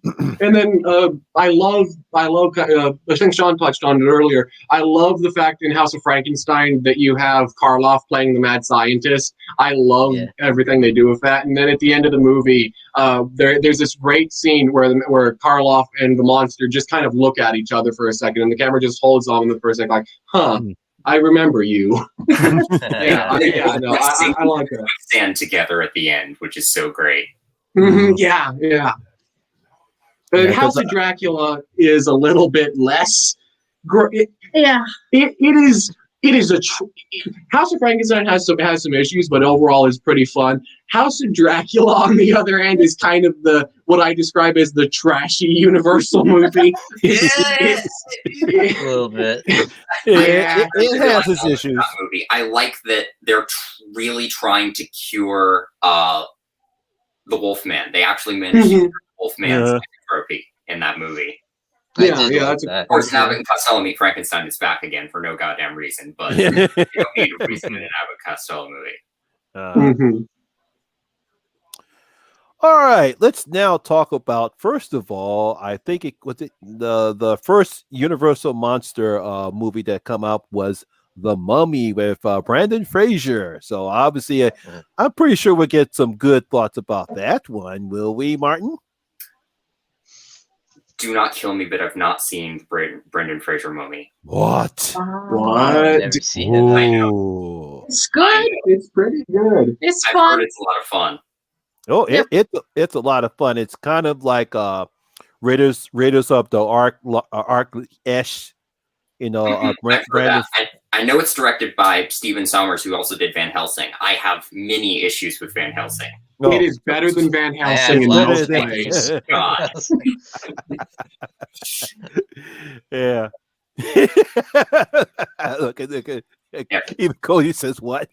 I know. And also, don't kill me, but I saw the Tom Cruise Mummy movie in theaters. And it's one of my sorry, poor child. That movie is a guilty pleasure for me. Okay. I'm sure we'll talk about that at some point. It's so like pandering in terms of like being this is the cinematic monster verse, but as someone who loves the Universal monsters, I kind of ate that up anyway. Fair. That's fair. You're not alone in that. Because sorry, it didn't happen for you. I know. Penny Dreadful is the best version of a monster verse that we've gotten so far. Anyway. It kind of is. I still have not. I just watched the first episode of Penny Dreadful, and I was very intrigued by it. So I hope I get some time enough, I'll watch the rest of the series. But I heard a lot of people talk many good things about that, and they said how much it brings in all of the Universal Monster characters in the show. So I definitely got to take a look at that. Yeah, with the exception of the very last episode of Penny Dreadful, which I have many problems with. I love that. Ooh, yeah, same. Yeah. That last episode has problems. Yeah, but my problem with the Mummy, the Tom Cruise one, I don't know what they were trying to do. First of all, Tom Cruise is miscast. Yeah. Yes. That's the first problem here. And it's like, are they trying to make a Mission Impossible movie with the Mummy? Yes, they were. Now, weird little moment Yeah, I in the mean, mirror from why? Werewolf with like his dead friend, like talking to him in the mirror. No, they did have some creepy moments in the picture, so I will give them credit for that. I kind of like the idea of having a female. I love the gender swap. Did you hear about the fall off, Jen? It was, and Christian gave it a little pep talk. Dang. There. I didn't She's mind. alive. She's alive. She's alive. I like the gender swap because I have no problem with gender swap, so I have no problem with the gender swap. It's just that they tried to make it a Mission Impossible movie, and that was a huge problem that I had with the Mummy. Yeah. The Mummy, But the reason why I like the Brendan Fraser movie so much is because it was a swashbuckling adventure, and the practical effects were decent enough. And of It course, was fun. and at first, I love I can't think of his name. Who played Izzatop. I forgot the character's name. He was great. He was great as the Mummy. Imhotep, is that the name you're thinking of? Who? Imhotep, the mummy? Yeah, Imhotep. Yeah, Imhotep. Yeah. Yeah. Imhotep. I just love that one. But that was the main problem I have with because I think I actually did like Russell Crowe as Dr. Jekyll. I thought he did a good job in the little bit of time he had in the screen. I did like that. That was kind of fun, Yeah. but also weird because Jekyll and Hyde was never part of the Universal Monsterverse. Yeah. No, there wasn't. Why? Yeah. Yeah. But I guess they decided to throw it in there because I guess someone thought it was, but I said, no, it wasn't. Yeah, people like to throw Jekyll and Hyde into that mix because they think that Universal did, and they made a very, very, very early Universal a version of Dr. Jekyll and Mr. Hyde that nobody's watched in the very silent area. Mm-hmm. And I see some Universal Monster mashup videos that include the 30s Frederick March version, which is amazing, but it's not a Universal movie. Yep. Yes. Okay. All right. It's come down to one of our favorite points. The series we get to talk Universal versus Hammer. Ooh. Oh.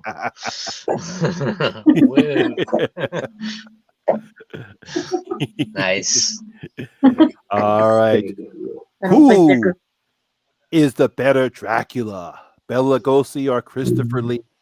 Wow. You go first, Sean. Oh, me? I know who you're going to be. I have a feeling.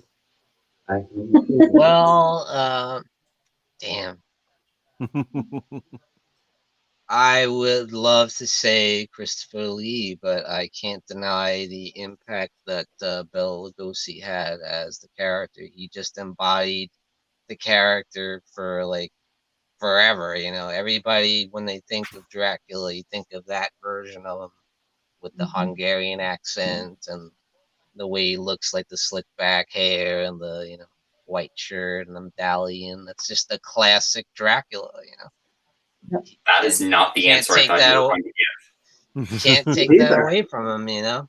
Mhm. As much as I want to say Christopher Lee because he's amazing in that role, and he's much more menacing and in your face and more terrifying and scary than Bela Lugosi, but it's just I have to give Bela the credit, for what he brought to the character, and he just and certainly Christopher Lee was kind of playing off of that a little bit, and anyone who's ever played Dracula does, especially Gary Oldman.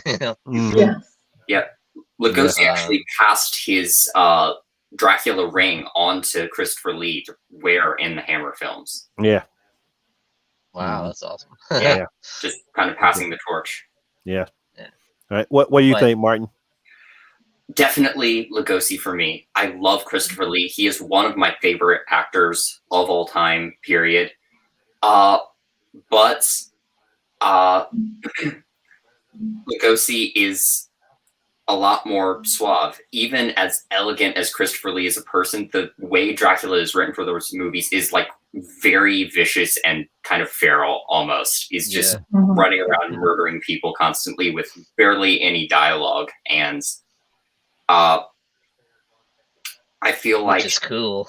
yeah, which is cool. It's very cool, but they really didn't give that version of Dracula any time to be elegant and suave and blend in with the humans, like ever. He never like walks around and pretends to be humans, really. Even in like 72, where he's like pretending to be this big businessman, he's like away from everybody else in his big business building.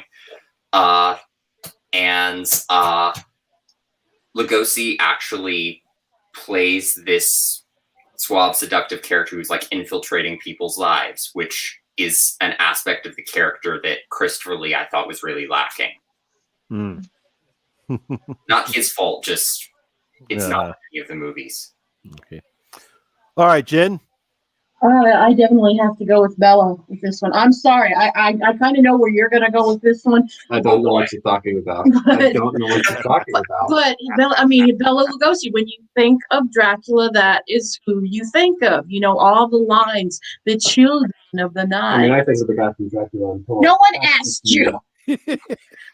So, but he just is. There's something magical about him, and I love, but this is the one that set the template. You gotta go with Bella. You do. You just gotta. And it, like you said, there's something very romanticizing about Bella's performance, where the Christopher Lee is a lot more. I'm gonna rip your heart out, kind of thing, where it's, you know. He's almost like a Bella will romance you. True, there's an appeal to that. Christopher Lee's almost kind of like a proto slasher in a way. Kind of, yeah. You know? I agree with that. He's very He monster. literally does in Scars of Dracula. Yeah. Mhm, And that's mhm. the other thing. Dracula will like bite and romance anybody in the Bela version. In the Hammer movies, Dracula very much has a type. If it's a man that he has to bite, he doesn't bite him. He just gets somebody else to kill them for him. Mhm. Yeah, that's true. I didn't know that, William. That's an interesting I point. didn't know that neither. All right, Christian.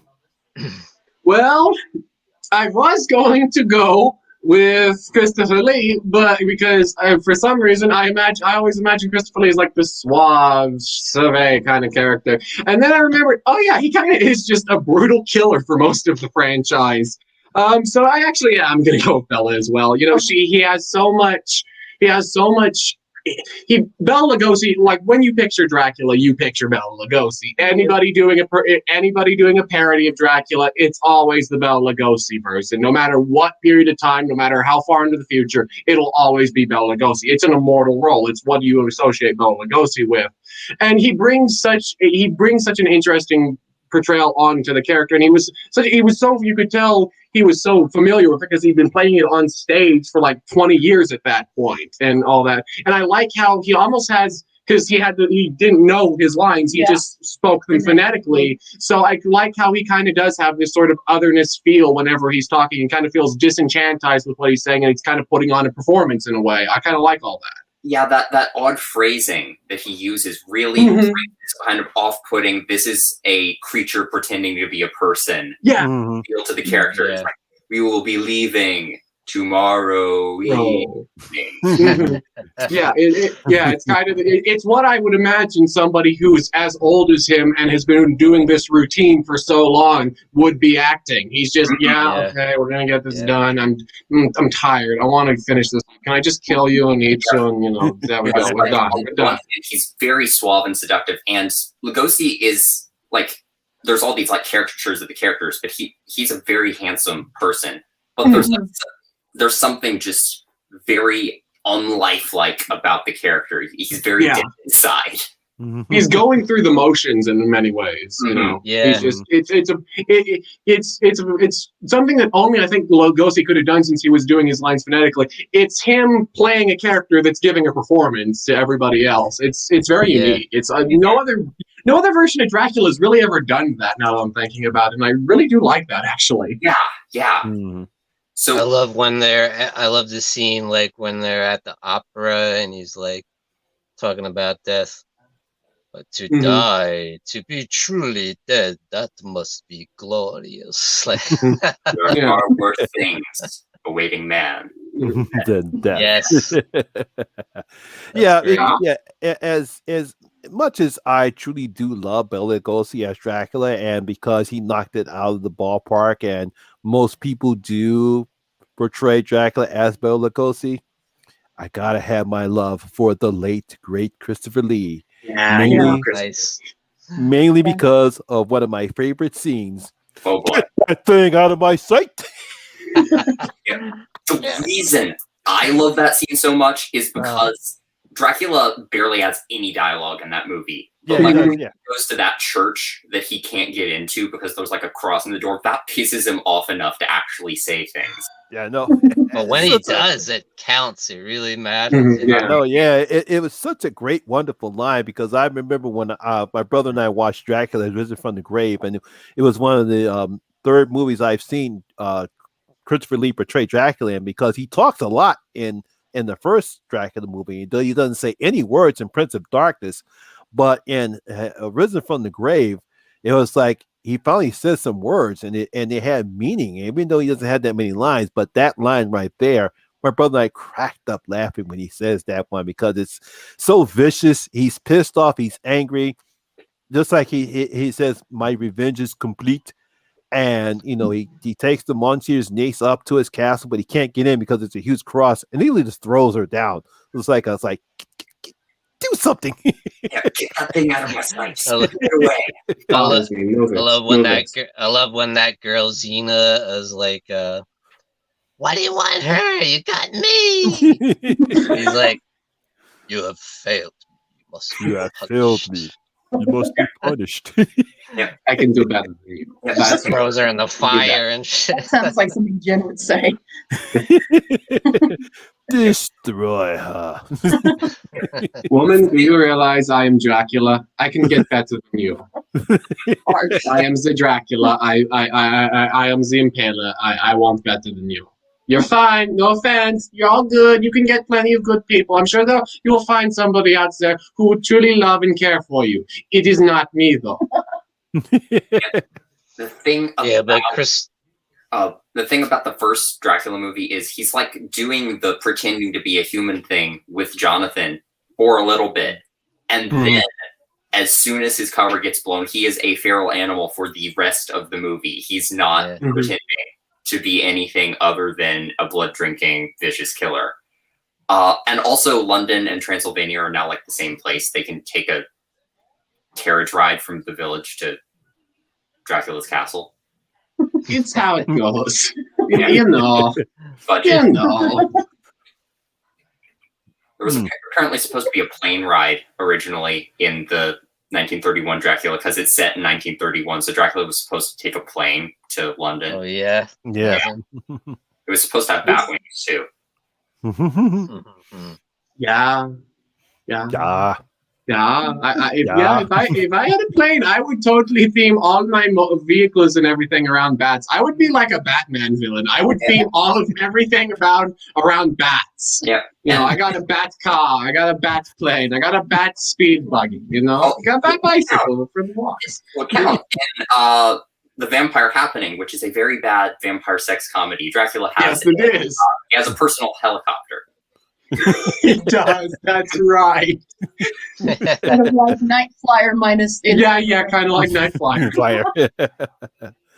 Obviously, we have to talk about Universal's Frankenstein monster versus Hammer's Frankenstein monster, where we have Peter Cushing as Dr. Frankenstein and Christopher Lee as the monster, as opposed to who's the actor that played was it Peter? I can't remember. Colin Clyde, isn't it? Colin Yeah. Clyde. Yeah, Colin Clyde. Yeah, he Right, played Frankenstein, and obviously played Frankenstein's monster. So, who you think who is better between the two? Go ahead, Martin. Hands down, the Universal movie is the better of Hmm. the two for me. I love Peter Cushing's kind of sociopathic take on Victor Frankenstein, where he's just so into his work that he doesn't even care about the consequences of anything. Like in the book and in the Universal version, Victor has these really big moments of self-loathing. Peter Cushing Victor Frankenstein doesn't give a shit. He just wants to get his work done. But That's what I love about it.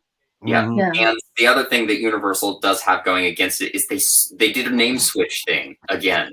Mhm. It's Henry Frankenstein and Victor Clerval, which is the weirdest thing. Right. Yeah.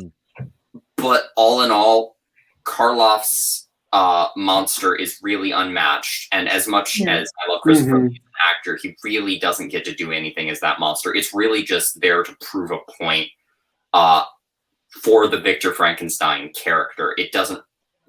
That monster doesn't really get its own personality. Mhm. Mhm. All right, Jen. I would agree. I would agree that it's definitely Universal, hands down. Just because it's sort of like with Lugosi. I mean, it just sort of set a template, and there's a reason why people still remember it. Even though I do love the Hammer version, I do. Mhm. You might not think I do, but I do. I get the impression that you hate Hammer films. Don't do this. I do not understand why. I don't hate Hammer films. I'm just saying, boy, that I am your You elder. must be punished. You're like 6 weeks old. You're like 6 days old or something. You're like just barely one. I'm like, You're a newborn, basically. yeah. You're basically like infant child. Thank Baby. You're basically infant child. I very much. Explains why the relationship between the monster and the bride would have never worked. That's a baby. Yeah. That. Ooh.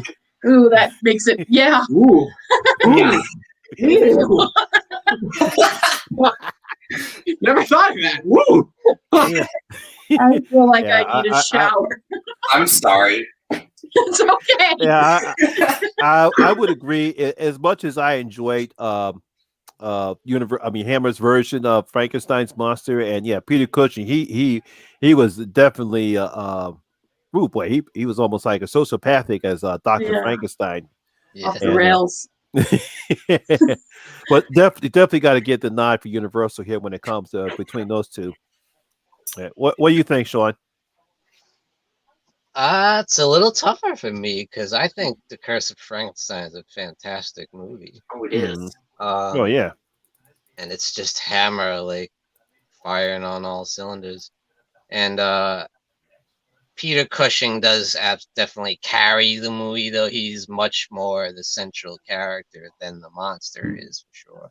Mhm. Which is kind of the difference between them, And yeah, I do agree. Christopher Lee as the monster was really good with what he had to work with, but they didn't really give him a lot to work with, like No, Mark they didn't. was saying. But he had that really sick makeup job, though, like really grotesque. Here's But my yeah, just to interrupt you for a moment. Sorry.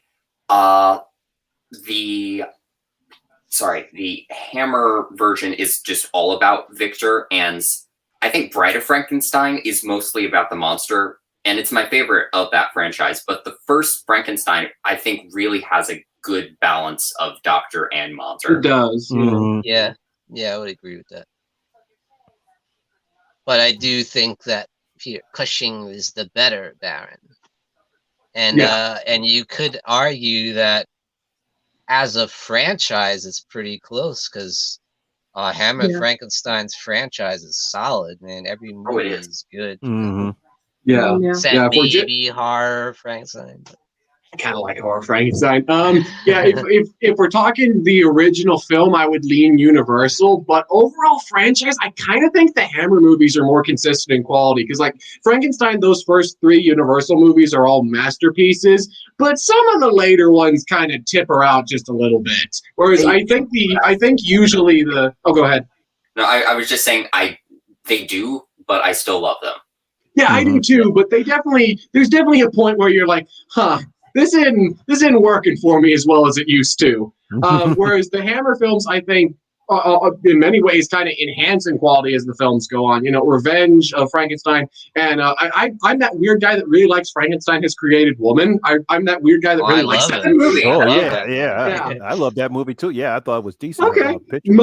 Almost every time I say I like that movie, most people question why. But no, I love that movie. It's kind of this. I like how it's kind of a weird revenge film. I like it's very different. But for the first one, yeah, I would say Universal has the better outing, at least in the first one. I see. Let's see. William's been going off. By the way. Last comparison, and obviously because now we have to get with more modern times. Obviously, I hope everyone has saw the Invisible William, the Invisible Man. Yeah. Yes. Now we have. Martin, have you seen the Invisible Man? No. Oh. I wanted to see it when it was in theaters so bad, and then the pandemic hit, and I didn't do, and I'm so sad. And then I just got around to watching it. I hear it's really good, and I just have not gotten around to seeing it. Are we talking we're talking the new Invisible Man, though, right? Correct. Yeah, because I think they did a great job. I think Lee Winnell did a fantastic job. I actually like the concept that he had with the invisibility. I won't say what he does, but it's a lot different as we saw in a Hollow Man, because Hollow Man does almost similar to what they do in the original Visible Man. But this one they do a little bit different. I won't say what was so we don't spoil it for you, Martin. But I think you will enjoy it. I'm pretty sure I will too. Yeah. I really enjoyed it. I think it was a really sleek, like modern take on it. Yeah. And it was a little. I hate to say it, but it's a little more serious than the original. There's a lot of humor in the original movie. Oh, but the humor works so well for what that movie is. I know it does, but I kind of like seeing a more serious take on it, and I loved Elizabeth Moss' performance. She's like Oscar worthy in it. The thing about the original, though, is there's the humor, and it's great. I mean, you've got Una O'Connor, who was also in Bride of Frankenstein as the innkeeper, and she's hilarious. And there's all that like trademark James Whale humor. But when we get to the part where Griffin is like boarding with his old friends, and he's like, "You have to keep me here, and don't tell anyone else that I'm here with you, because if you do, I'll know and I'll kill you, and you never know where Griffin is at any given time." That is really, really creepy to me even now. And I feel like that's what the new movie is really playing on. So I'm looking forward to watching it. And yeah, I like that too, because it showed how malicious he was, you know. The evil side. All right. One of the last thing we'll talk about is the future of the Universal Monster franchises, and because of the success of the Invisible Man, there's talks about doing more remakes or maybe modern takes of the Universal Monsters. What would you like to see filmmakers try to do with any of the properties? Go ahead, Sean. Oh, it's tough. I mean, I have heard rumblings that they want to get like Benedict Cumberbatch to do Dracula, and I think that would be a great choice. I mean, he did a play version of Frankenstein where he and the actor who played the monster traded places, like every performance, playing different characters. I saw him play Dr. Frankenstein, and he was really good as a doctor. So I think he can do gothic horror. And I'd like to see, but then it's like, do you want him to go the old school Gothic way, or do you want something more modern? Like, I'm not sure, because Invisible Man was very much modern, you know? And it's almost like it'd be interesting to see what they could do, like Dracula that way. You know? Well, I haven't seen it yet, but apparently the BBC slash Netflix miniseries. They touched. No. They touched on it. Yeah, they touched on No. No. Oh, that last episode of that is amazing. Oh, Man, Not again, never again. Oh. Never again. I only watched the first episode of that, so I didn't know it went modern later. And then when I heard that, I was like, "What, dude? Okay, dude. Dude, man, what That show only works for one moment. There's one point of that show where I'm like, okay, no, this is great. There's a point in that show where Dracula's hanging out in a graveyard on Tinder trying to find his next victim. Like, no.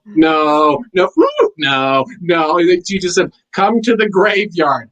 You want to meet in a graveyard. Are you going to kill me? No? That's the one point where that miniseries actually works. If it just leaned more into the stupidity of Dracula in the modern day, I think I would have liked it more. Yep, I heard actually quoting that that show, just saying who gave Dracula the Wi-Fi password, and that made me so happy. That too, that's right. I forgot about that line. I forgot about that line too, because it started out pretty good. I like the lead actor. Alucard should be the password. Oh yeah, it is. Of course it is. I like the lead actor. I thought he was okay as playing Count Dracula, and I didn't mind the gender swap of Van Helsing as a woman. But that last episode, it just ruined everything. He actually grosses me out more than any other version of Dracula I've ever seen. Just the way he plays the character, like, gets under my skin. I'm like, no, stay far away from me. Because I know that after the failure of the Dark Universe, I know that Hollywood was still trying to do something with The Bride of Frankenstein. I know Lee Winnell, he's been tapped to do another part of the Universal Monsters. I forget which one he's trying to do. Wolfman. The Wolfman, which I hope they actually will use practical effects instead of CGI again. Stop using CGI. Considering it's Lee Winnell, I imagine probably. Mm-hmm. Hopefully. Yeah, hopefully, yes. Yeah, but they have some tough shoes to fill, and hopefully they learn their lessons. Is that you have to stop trying to do world building first and try to at least make a decent movie first, and then you can add little scenes here, little scenes there, and that's how you build your universe. Not try to build a universe first and then just no. That's why Dark Universe failed. Yeah. But stop being like the Marvel. Stop being like the modern day Marvel movies. Start being like, the first few Marvel movies when they weren't crap. Yeah. I mean, Universal has done this before with Frankenstein meets the Wolfman. Yeah, they did. Do it again. Yeah, you could say it can be done if you do it right. Yeah. What do you say, Jen? I would say for the one that I would pick for them to redo would definitely be the Wolfman. Okay. But I would also be. What's Jen's Wolfman look like? What is Jen? A hot wolf. And I would be both vicious and I think I'd like to do the tragedy of it. I would want the tragedy of it. Space Western band? That sounds amazing. A space Western? A space Western with Dracula. Okay. Nice. I just saw that film, Ben, the Nomadland. I just saw that. That was okay. Wait, she's making they froze. Wait. Mine is expanded. This is a real thing. In my life. Also, I know James versus movies is the big thing again. Honestly, if they remake Frankenstein meets the Wolfman, I want it to be a romance. Yes, that'd be awesome. Who would romance? You mean between them? Between Frankenstein and the two characters? Yes. Yeah, that would be. Oh, that'd be great. They're kindred outsider characters. Yeah, I'm into that. I like that idea a lot. Actually, I actually wouldn't mind seeing the gender swap for the werewolf. Instead of having the just call it the wolf and but have it be a woman. But at that point, we're just doing ginger snaps, depending on the age of the woman. Yeah. Yeah, no, Although I not would like to not see ginger snaps. Universal No. have a go at female werewolf again, because they did have She-Wolf of London. They made that movie. Oh, yeah. The plot twist in the ending kind of was like, but this isn't a werewolf movie, is it? Yeah. Yeah, for a minute there, I actually thought you were talking about the TV show She-Wolf of London, because it actually made a TV show. They called it Love and Monsters here in the States, but it was called She-Wolf of London. Yeah, I have not seen that. Yeah, it was I did not know that was a thing. Yeah, it was a TV series that actually aired in Britain. It was called She-Wolf of London, but when it got aired in the States, they called it Love and Monsters. This is about this American woman. She goes to her studies in London. She gets attacked by a werewolf, and then her professor decide that she was studying with, he decides to take her in, and then all of a sudden they start investigating all of these kind of like a Night Stalker-ish attacks. So basically, it's the 90s Beauty and the Beast TV show, but with a werewolf. Sort of. Okay. Okay. I call it like kind of Beauty and the Beast meets the Night Stalker. Okay. I'm kind of into that. Yeah, a nice little run. I actually enjoyed that show. Interesting. All right, any last thoughts? Any last thoughts, boy? Hmm. I got nothing. I don't know. I got nothing. I love these I got guys. Oh, those are awesome. What about you, Martin? I had something. You have to ask Martin though. Yeah, no, I got nothing. I'm tapped. When you get to my age, it's hard to keep things in mind. Man. You're just a constant stream of consciousness, man. It gets very tiring. Every 100 years or so. Yeah. It's very tiresome. It gets very dull after a while, you know. Sure, you got the first few 100 years of the murder and the turning into some flappy bat. That's all great and all, but at the end of the day, you don't really have much to do. It's very boring. Hey, Dracula, you need a transfusion. Yeah. I see what you did there. That's very clever. I'm going to kill you after this thing is over. I'm going to kill you. You must be punished. You must be punished. Yeah. But it was funny. Yes, you did it again. That's very clever. I don't know how you're going to kill her, Dracula, because she's not really alive. That's true. It's a challenge. It's all you gotta come up with hobbies to keep yourselves. You know, maybe it's building model cars. Maybe it's trying to figure out how to kill a woman who isn't alive. That's a good hobby. It only takes a few years. Tries the boiling of the acids, the burning of lives, the drowning, probably concrete. Right? Concrete seems like it'd be good. That's a good eternal punishment. All right. Not too bad. This is where you're going. Okay. All right. So before we call it a night, I'm going to do something new on this live stream right now. I want to give the opportunity for you guys to shrill what your upcoming products are going to be. All right. Go ahead, Martin. Well, let me think. This past weekend, I dropped my review of the original Castle Freak, which was a first time watch for me, and I loved it. That was my fun. Full Moon movie and my new favorite Stuart Gordon movie. Yep. Nice.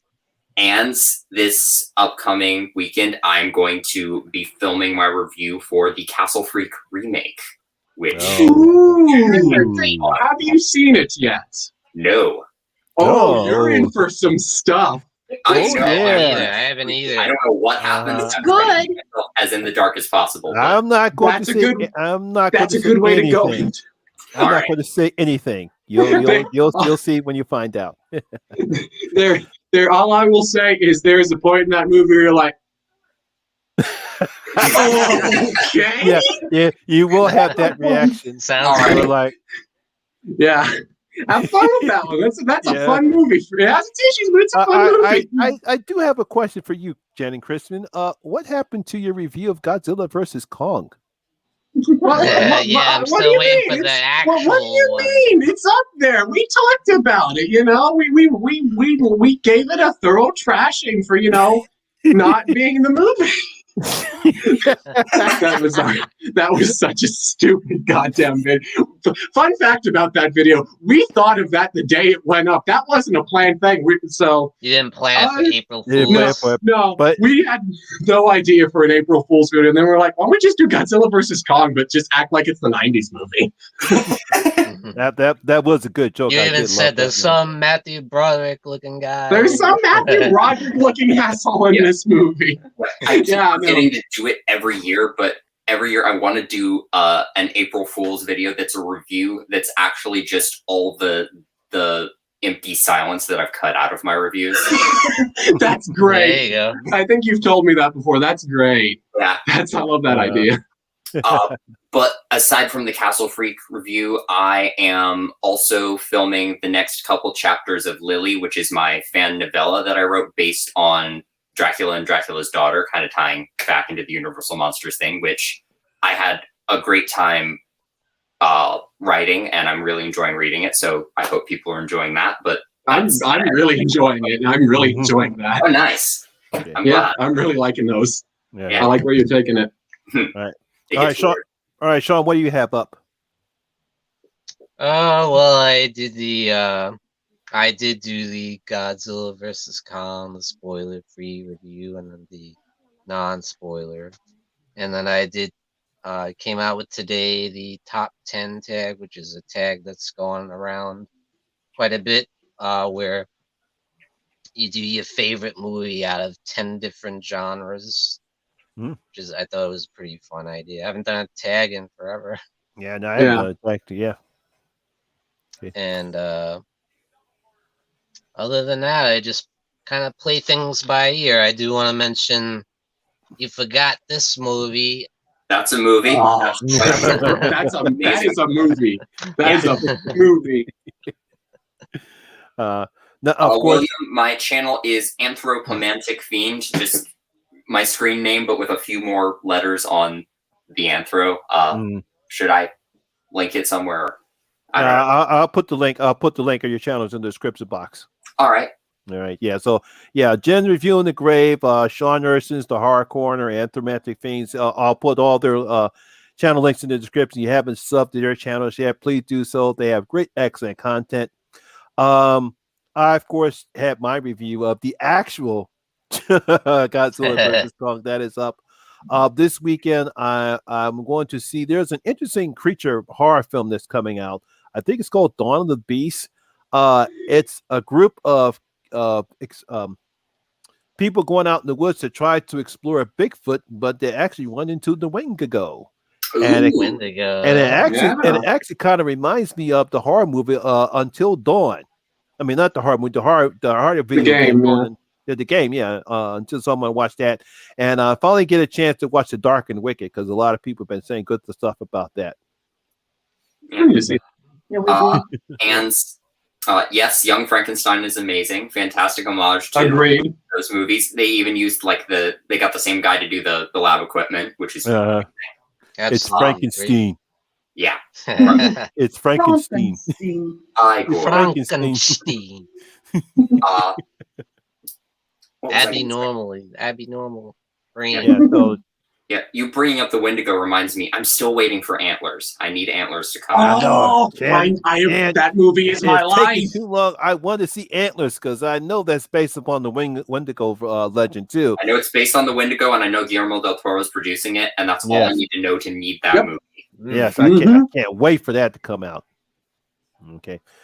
So, ladies and gentlemen, I want to thank you very much for stopping by. I want to thank Martin for coming on. Like I said, I'll put his link in the channel description box below, along with Jen Reviews the Grave, and of course, Sean Patrick Urshan from the Horror Corner, because we love doing that.